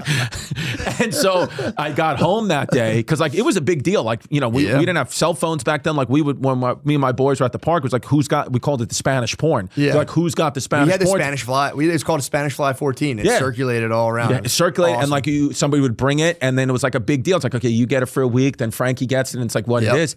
And so when I came home one day, I was, you know, wasn't even thinking about it. I came home, and then it was literally she had smashed it into like 20 pieces with a hammer, and she wrote. My mom loved Post-its, and she had a Post-it on it, and she wrote, "Get this filth out of my house." Yeah. And I was like, oh, shit. Yeah. And then so I had to tell the guys, I was like, my mom smashed that fucking porn. I just brought it back in like a pile. Just proof. Yeah, and they were just furious at me. They were just furious at me. They were like shooting paintballs at me all summer. Well, so my brothers would go to like the adult section at Blockbuster and steal the porn tapes. So it was like a serious effort to get the porn tape. So if you got smashed, it'd be like, bro, what the fuck? I know. And now We're risking life and we're risking freedom to Do you fucking get these have things. boys or girls? Girls. I have two girls. Two girls. Okay, I was gonna say, like, I'm actually happy if you had a boy, or like for the boys that are living in Texas. I'm actually happy that the porn is blocked because then they're gonna go find adventurous ways, just like we had, to kind of get porn any way they can. So I kind of actually respect what the governor's doing here to block the porn. He's doing it so the kids can have more fun and be more adventurous. And if you want to get kids creative, which is a big problem we have, block the porn. I think so. Big deal, dude. Kids don't go in the woods anymore. No, but they will if they're looking for. They have no porn to watch. Yeah, dude. Dude, That's it. where we found. Everyone found out. I think it's funny. I think John Mayer did stand up once, and his bit was that porn. Every kid finds porn in the woods originally. Yeah. It was pretty funny. Pretty funny. That bit. was true. That was like Yeah. that's where we found porn. We had to go to the woods, and you would just find it and be like, "Fuck yeah." Yeah, porn. You'd find like people would go have sex in the woods. Yeah. Yeah, I find a condom. sure. First time I found a condom in the woods, I went home and just beat off. That's it. It was just I just saw a used Yeah. condom, and I was like, I gotta Yeah. jerk off, dude. It's Yeah. crazy. Yeah. Someone fucked here. I was like, I gotta go. You got to jerk off. I know. God, I know the littlest things. And now it's like the thought of using a condom is like, what am I fucking, dude? Crazy. To have sex with a condom is like you're having sex with the condom inside the girl. It's like just go Yeah. raw, go home. Like if you're gonna do it, just do it, dude. Yeah, if you're scared, don't do it. Yeah, my whole thing is like, you know what, man? Like, you want to go and fucking make a horrible decision and go, cheat on your wife. Don't be a pussy about it. Yeah. Go in, come back with another kid, a disease. You, like, really get fucking in there. Yeah. Show your kids that you can overcome anything. And also, if you're gonna go cheat on your wife and wear a condom, it's like just jerk off, dude. Yeah, Just jerk off. exactly. Don't have condom sex. It has to be something where Cream it's pie. like It's got to be cream pie, a waitress, fully, dude. Like, and just sit there for like 8 months and be like, yeah. how am I gonna break this to her? Yeah, like you have to go through the full spectrum of suffering. Yeah, 100%, man. And then once the kid, I feel like you almost want there to be a kid as a result of the affair. That Yeah. way, it kind of softens. Because then it's like, Yeah. what are we gonna do? Don't fucking punish this kid. It's what it is. And it's also like, here's the thing. I forgot if it was Giannis or Joe DeRosa. Somebody said something to me, was like, you go out, you have unprotected sex with a girl, you do the crime, you do the time. What's going to happen now is you got your sentence is 2 to 25 days. In 2 to 25 days, a disease will pop up or a baby will pop up. Or a girl will pop up being crazy. So you do your sentence. And if you can get through a month, if you can get through a lunar month, Yeah, true. with no issues. That's what they revolve around. That's what they say. So you do the crime, you do the time. You're not going to get out of this scot free. Yeah. You did the crime. So now it's time to do the time. You got to do the time. And so that's how it would kind of just calm DeRosa down. Like he was like, all right, I'm doing my time. And then he would text us like, all right, I'm out. I'm free, baby. That's what you got to do, man. Yeah, It's fun being a guy. It is, It is. I would not want to. People think, oh, easier being a woman. No, sir. dude. It's fucking sucks, Great man. being a guy. I've literally. So me and my wife have Aura rings. They like track your biometrics. Oh, great. And I can't stop talking about this because it's like a revelation. So we both went to sleep one night at like 9:30 p.m. Great night of sleep. I woke up. My readiness score is like 89%. Yeah. Got me a little crown above it. I'm like, yeah, thanks. Hell yeah. My wife slept the same time. Her readiness score was 50% Whoa. because of the period. Dude, Interesting. it's like their body temperature's elevated. Like they're fucked up, man. So she woke up not in a good mood then. She's not ready. Terrible mood. Right. It's like my 50% is if I'm out like drinking all night and I'm hungover. Right. She did all the right stuff. Went to bed early, all that stuff. Ate right. She could cut back on a couple things, but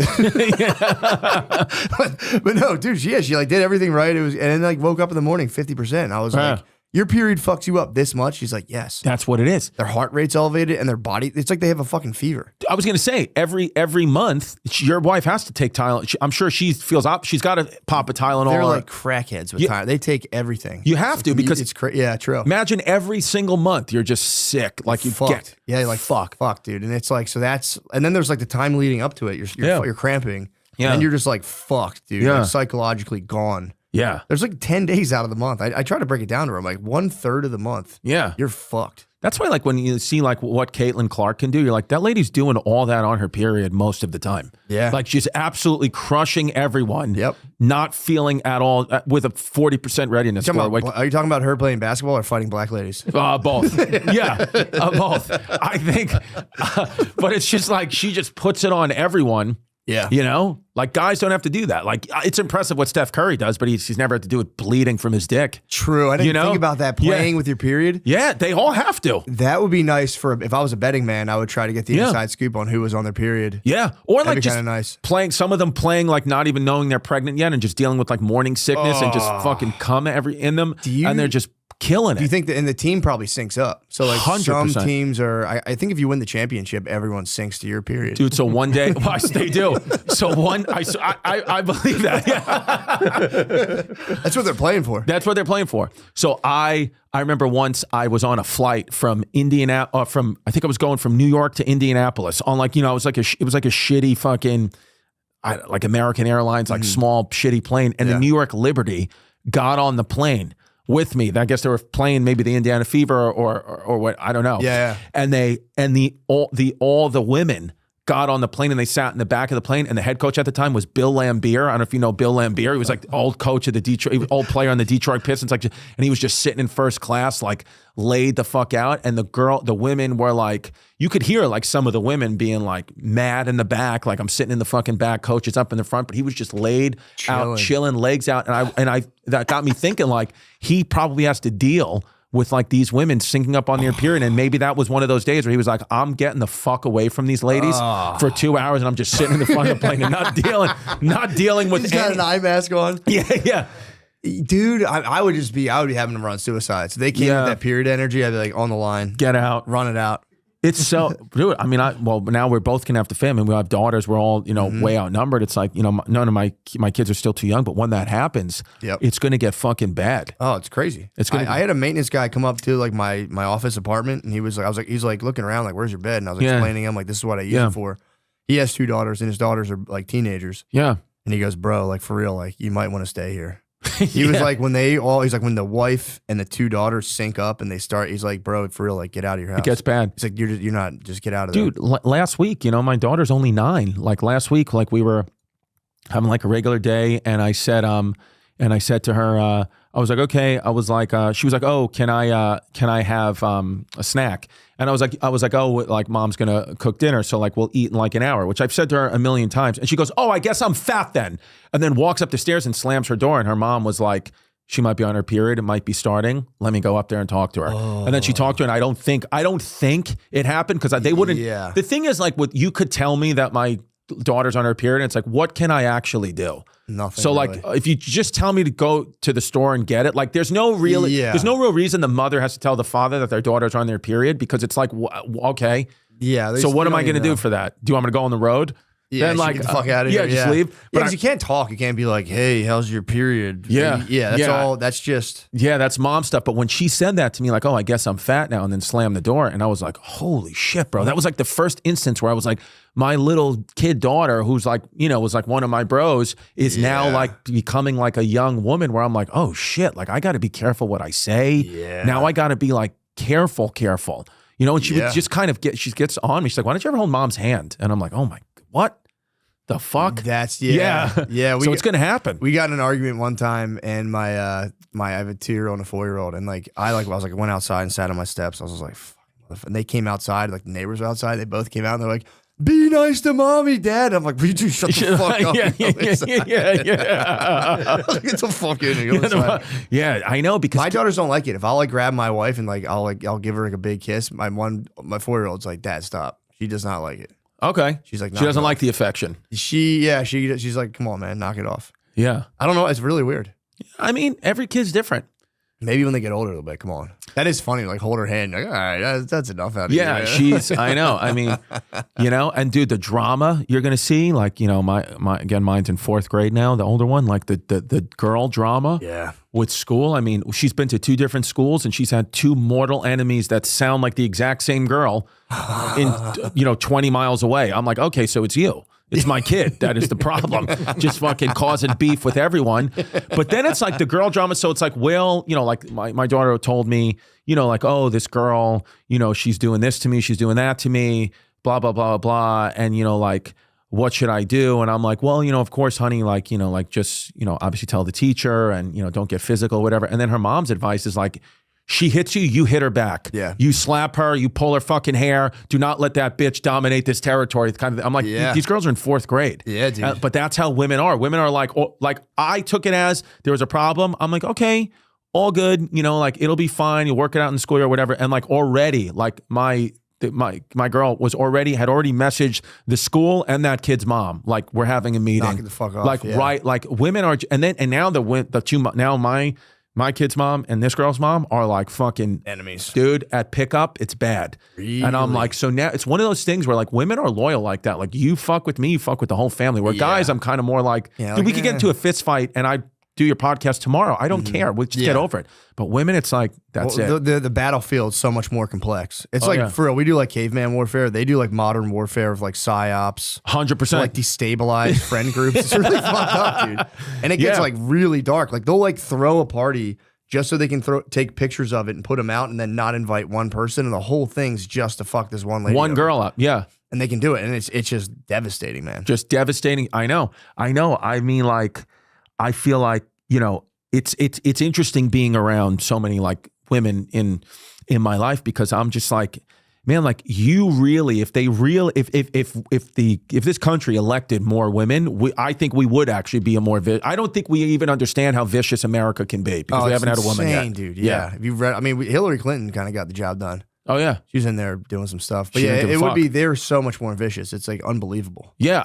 And it's scary. It's terrifying. I think Abraham Lincoln said, like, what was it? Like, I forgot the exact term, but it was like, hell has no, something. He was basically Like a woman scorned or whatever. woman scorned is like, no, you know, like that Hell is hath like no wrath basically like a woman hell, scorned. whatever. Yeah. And I'm like, oh, even he knew, and he was gay. Yeah, and even he knew. Dude. Yeah, well, that's a problem with women leaders is you'd have to have like a strong team for that like 10 to 12 day period out of the month where they're completely fucked up. Yes. And it's just, I don't know why we can't face that as a reality. Yeah. It's like you're powerful as hell. Let's just use that as your incubating period. Like, Right. chill. Yeah. Like I just feel bad. Like, why are we acting like this doesn't exist? Yeah. It's not a slight on them. It's like, dude, I would be fucked up too. Of course, dude. Just chill. Even the trauma of childbirth, dude. My girl raw dog 2 childbirths. Just fucking pushed those fuckers out and then got up and walked. It's crazy. Like a couple of hours later, she was walking with no pussy. It just fell out. Just She was just with just an ice pack on it, being like, "All right, what are we gonna eat? What do you guys want? You want eggs?" Yeah, the childbirth is a gear you see them in that you're just kind of like, what the fuck? It's crazy. They do have I think just through nature they have the highest threshold of pain. I mean, way higher threshold than a man could ever have, because I mean, think about that if that happened to you once in your life and you had to do that, I mean, you would die. We would all die. Dude, talking about your butthole getting this big. That's be insane. That would be fucking crazy. Even worse if it came out through your penis. That would be sick. Just a finger through your penis. Oh, fuck. Yeah. Yeah, man. So when I saw like the 2 childbirths, it was like one of those things where I was like, okay, they're more powerful, they're stronger. I know physically they're not, but like mentally is the thing. And it's like, I can't even compete at all. I cannot compete. When my girl starts asking me questions, I'm fucked. I tell the truth. I'm a truth teller. I'm like right away. You can't lie. Yeah, you can't I used to try to lie, and then the anxiety and pain I would sit with. Yeah. Where I was like, might as well just tell the truth now, because she actually already knows. Yeah, and they're gonna figure it out. You can't lie. If you think you can't, like women, they could get away with it so easy, but like if you try to lie to a woman, it's like they're going to find out. Yeah, I They can just look at you and be like, you motherfucker. Yeah. They can tell. You piece of shit. And they're good. Like, dude, they'll like, I didn't realize, like, even on Instagram, like, they'll kind of look at who's liking what of your things, looking at their profile. I don't even know how to do that on her. Like, I have no idea even access that information on Instagram. And that's a good point. She'll know like followers who like something from weeks and weeks ago, and then has their whole profile locked and loaded. Yeah, dude. And it's like, oh, did Stephanie go to your show? Yeah, I'm like, what? Who is that? They're like, oh, well, she has an interest in Austin, Texas. I've seen from her interests on, on her LinkedIn that I've tracked. So hypothetically, it makes sense if she came to your show. Yeah, I'm like, sure. I don't even know who she's talking about. You see the person like, damn, she's smoking. Yeah, fuck, dude. This girl's awesome. I saw her pussy in the gym. Thank you for bringing her to my attention. I know. Well, that's the other problem. It's like that's how they go overboard. It's like you'll bring up all these girls that I genuinely have no idea who they're talking about, and then she'll be like, "How about was this girl at your show?" And then she'll send a screenshot. I'm like, "No," but then I'll have fucking Steve be like, "Can you DM this one? Give her tickets." Jerk off this picture. Yeah, Steve, here you go, dude. Yeah, I mean, I just it is complicated. It's the most complicated time. And like, dude, in our dad's time, it was like there might have been like 2 hot ladies you knew of. That's it. And you'd be like, damn, that lady's fucking hot. Well, we also have access to every woman on the planet. I mean, don't forget 100, 200 years ago, you only knew the people in your village. Yeah. So if you had, hopefully you got the smoke show in your village. If you didn't, you settled for like the one, like that kind of looked like her, but she had like a limp. For real, imagine if there's no babes from like birth to death. That's You a never reality saw people lived in. You never saw a babe. 0 babes, unless you had babes in your village. Dude, a babe in a village was probably crazy. Do you know I read a thing, I forgot, it wasn't in a book. It was like an article where sex, like how we've kind of like made sex like a sacred taboo thing. Mm-hmm. Like in the medieval times, like sex was because it was so animalistic. Like you would just watch your parents have sex and think of it as like, you know, your dad's doing push-ups or something. Like it was just a thing that mom and dad did. They had sex, full bushes, and then you would have sex like in front of your wife's family. Like it wasn't a thing that was taboo at all. I mean, to consummate kings and queens marriages, they would have sex in the bed, and the wedding party would stand around the bed and just watch this girl get fucked. That's awesome. Dude, and there's so many fascinating things in history. I read this thing. There's this book called Fucking History. This guy wrote it. He calls himself the Captain. He's a great author. Kyle Creek is his real name, but he's Kyle the Captain Creek. Dude, he wrote this book, Fucking History. It's like 1-page things where he talks about like something from history, but then kind of gives like a modern spin on it. It's fascinating. I would read a page a day. I love this guy. And so I read this book about read one of these pages about France, like 1600, maybe 1500s. France had this thing called, you know, obviously you can't divorce. Divorce was like unheard of. Guys would just kill their wives. So, but this one town in France, they have like, they're like, you know what, let's do divorce court. They're like, if this lady, you really want a divorce, lady? Okay. So they would say the only way we'll ever grant you a divorce is if your husband can't procreate. If he can't get it up and he can't fuck you, basically, then you're good. Yeah. So what they would do is you would file for divorce, and then you would have to go to divorce court. And at divorce court, you would come out, you and your husband would come out, and there'd be a row of judges and like noble elites, and you'd have to basically bang your wife. And if you couldn't come in an allotted time, they'd grant her a divorce. That's what it was. Imagine if you jerked off that morning and you're just like, fuck, I didn't know it was today. Yeah. Or you're just, damn. Yeah. And then you're just going to get divorced. But here's but the caveat was you could divorce your wife, but then like once she was like not your property anymore, you could just kill her with no repercussions. What? Yeah. Yeah. You could just murder her like out in the field. Could you fake a cream pie though in court? Be like, no, they'd have to be like, let's see. No, they're 100%. They had people would check to see if that shit's dripping out, and you could be like, "No, I swear I did. She's got a deep pussy." So yeah, I let it fly, dude. Come back in 9 months, I promise. Yeah, I know all that bush to get through. Oh, dude, it's like a stern judge just scowling at you. Fuck just with his wig on, just looking. You're trying to fuck your mean wife. Yeah, who wants to leave you? Who wants to leave? Yeah. So it's like it's crazy how. You know, the world used to be, man. Yeah, that's out of fucking control. Yeah. Yeah, they had to make it sacred because it's just so important, though, because then having sex leads to creating life. And if life's created willy-nilly, then, like, no one's taking care of the kids. It just becomes, like, a fucked up situation. And at that point, it's like, dude, you need to have kids because I need people on the farm. I need people in the army. We're trying to take over Holland and whatever other country, dude, you know? Yeah. We got to do shit. So, like, we need you to start pumping out those babies. And I kind of get how, like, back in the day, if, you know, a woman couldn't, you know, produce a baby, they're like, well, she's a witch. Let's burn her. Like, get her out of here. We don't want any of this. We don't want the other women. Yeah, they were a huge drain on the economy. Oh, yeah, big time. Because you didn't work. So it's like, if you couldn't produce a kid, there people would be like, Jesus Did you ever Christ. read that thing about the Salem witch trials where, like, scientists have went back and think that it was because of a weed that was growing? Yes, You ever see that's like nuts. ergot? It's like ergot. It was like a mold. I think ergot's what you make LSD from, but it's like a mold that was in there, and it fucked every whole town up. The whole town, it fucked the witches up. I get scared about that. I think about that. I'm like, dude, that could happen. That would be terrifying. Because why couldn't that happen today? I mean, and you just wouldn't know about it. Yeah, like, you know, like a little.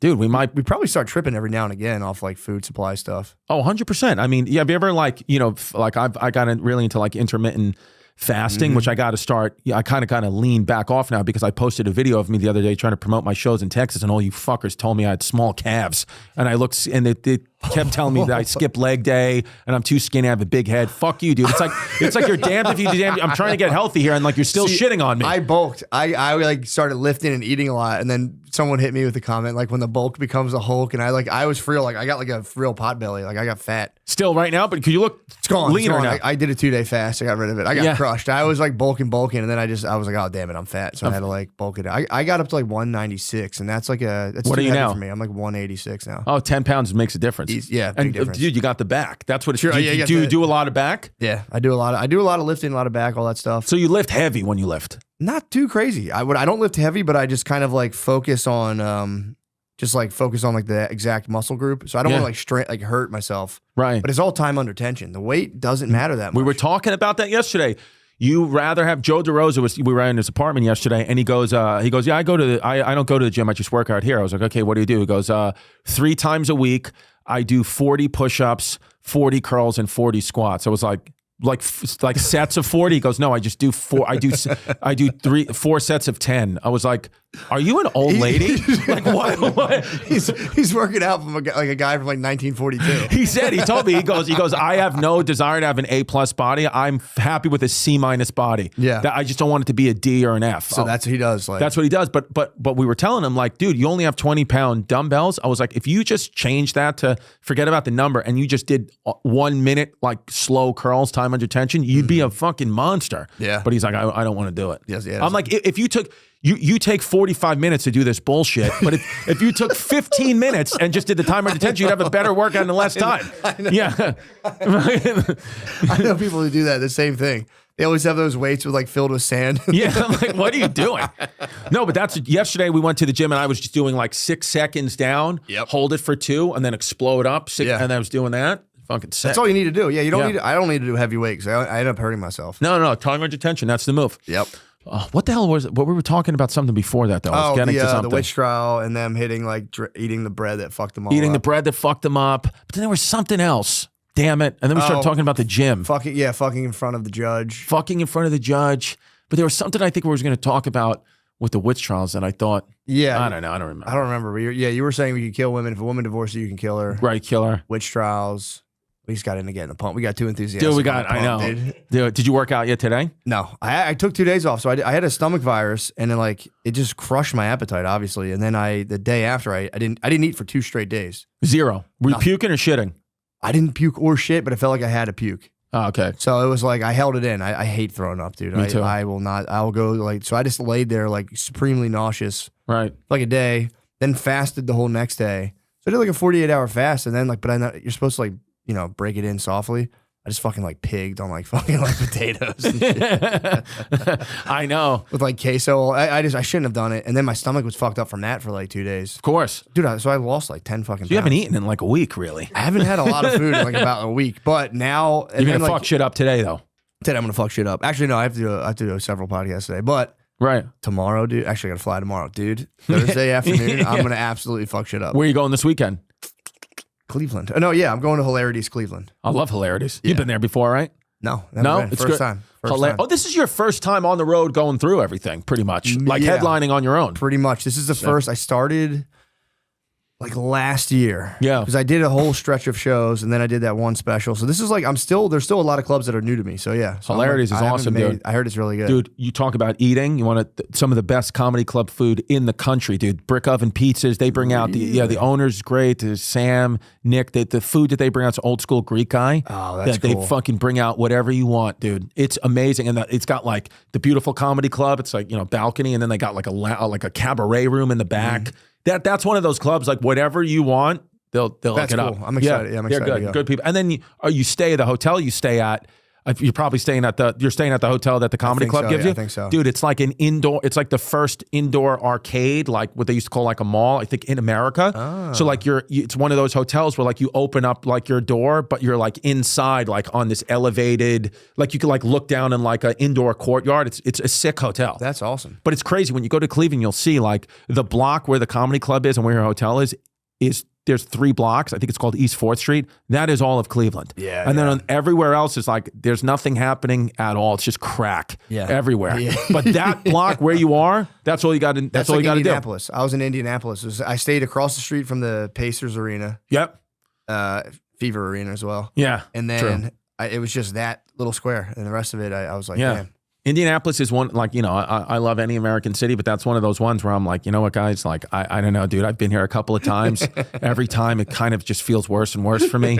And I don't know, man. Like if it comes up on the schedule, I'm like, I'll do it, but it's got to be quick. Yeah. It's got to be quick. Yeah. You got to just get me in there. Get me in. If the show's at 7, get me on a 6 p.m. flight. We'll land. We'll do it. We'll get out. I got to do it like a fucking bombing run. Yeah, it is. It does have a kind of a depressing vibe. Yeah. Especially if you're used to like a booming metropolitan area, like just the food options and stuff. That's kind of, I don't want to snob on people's town, but it's like, no, yeah. I will because I am a snob about that kind of stuff. But you get there and you're like, dude, this is your Uber Eats? Yeah.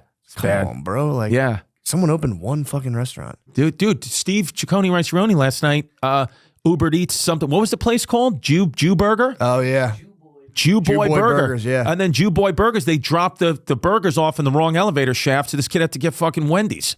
What? Where did that Jew boy leave the burgers? The Jews fucked you on your burgers? Yeah, dude, they thought you were the Jews Palestinian. control the burgers in Austin. You can say that for sure. So you've had Jew Boy Burger? I haven't had it yet. But you've heard of it. Yeah, I'm waiting for the whole stuff to settle down in the Middle East. I've heard of it. I haven't had it yet. Dude, but that's what a crazy name. I guess the owner's Jewish. I mean, that'd be funny if it's a Palestinian guy that owns it. Yeah, it's gotta be. It's gotta be a Jew boy. Jew Boy Burgers. Yeah, it's I've interesting. heard they're good. Unless they're hitting you with that kosher shit. Because like, you can't have cheese, right? Yeah, I didn't think you can. I went to a kosher burger place one time. I didn't know what kosher was. And I was like, yeah, fire me up a burger. He's like, yeah, we can't do cheese. And I was kind of like, yeah. bro, this is what people are talking about. Dude, I know.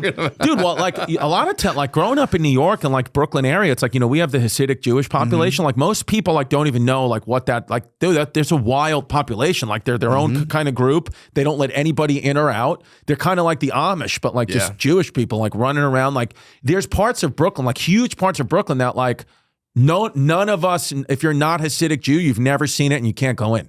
It's like kind of wild. Like you didn't grow up around any Hasidic Jews in Philly. No way. No, we got them everywhere, dude. Yeah, we didn't really have. I grew up in the suburbs of Philadelphia, and I for real didn't know Jewish people existed until I was in college. Yeah. Like I didn't. People were like, "Oh, the Jews," and I was like, kind of like, "What are you talking about?" Yeah. Like Jewish people, and I'm like, What? "What are you saying?" What does that mean? I thought they were just in the Bible. I didn't know. And then like when I saw, and I was like, "Oh shit, okay." Yeah. And it's kind of funny, like the, kind of subtle racism that like the old school people would have. Like I remember grandpa, like, I remember like we would like always like go like on the BQE, Brooklyn Queens Expressway. We would always like go, like this one route where he would like take side streets and then get on the highway and get off. And I remember one time I asked him, I was like, why don't we just like stay on the highway? He's like, so why do we get off those side streets? And he was like, oh, because if I stayed on the highway, then it makes you get off and then you got to go through the Hasidic Jewish neighborhood and we don't want to do that. So I was just like, what? Okay. And it was like, just didn't want to see it. He was like, yeah, I'm not driving through that. That's their neighborhood. And I'm like, do you not? Yeah. Like I kind of almost felt like, like, do you hate them? Are you scared of them? Like, what is it? But it is. People just didn't fuck with each other when they first came here. It was very much like, that's your people, these are my people. Well, that's how they live. And with the Hasidic Jewish population, it's not that we're racist against. They don't want us involved. Oh, yeah, so they not at hate all. us. Like they do not want you even around them. It kind of crushes their vibe. Right. Because if you're like, if you're not wearing the clothes, I would feel kind of dumb. I'd be like, I know, dude. Well, they look the way they dress is how they dressed 100 years ago. It's like the same. That's kind of dope. Where like you could just drop in, like 200 years from now, we're gonna look like fucking idiots. Yeah, true. But like it'd be cool if like we dropped in 200 years later and we kind of have the same shit going on. Yeah, froze like jeans and a t-shirt. Just be like, this is what we're doing, guys. This is what it is, dude. From now on. Yeah, Nothing. I'm still just sitting here bawling out to fucking Daryl and Oates. Well, dude, I don't want to hold you up, man. Thank you. Oh, it's 10:45 already? 10:43, yeah. How long did we do? An hour 22. Look at that. We're ripping, I'm bro. looking the hair, dude. The hair looks clean. It looks dude. great, man. Dude, but people, your fans are gonna shit on me. They're not for gonna this shit mop. on you. Dude, I'll fucking fist fight any one of these fans talk shit about my hair. Come to any of my shows, check my schedule, ChristyComedy.com, and fucking say it to my face and fight me at the meet and greet. That's what I'm talking about, Yeah, dude. dude. Thanks for doing this, bro. Thank you, bro. Yo, you're the I man. appreciate Thank you, it, man. bro. Thank you.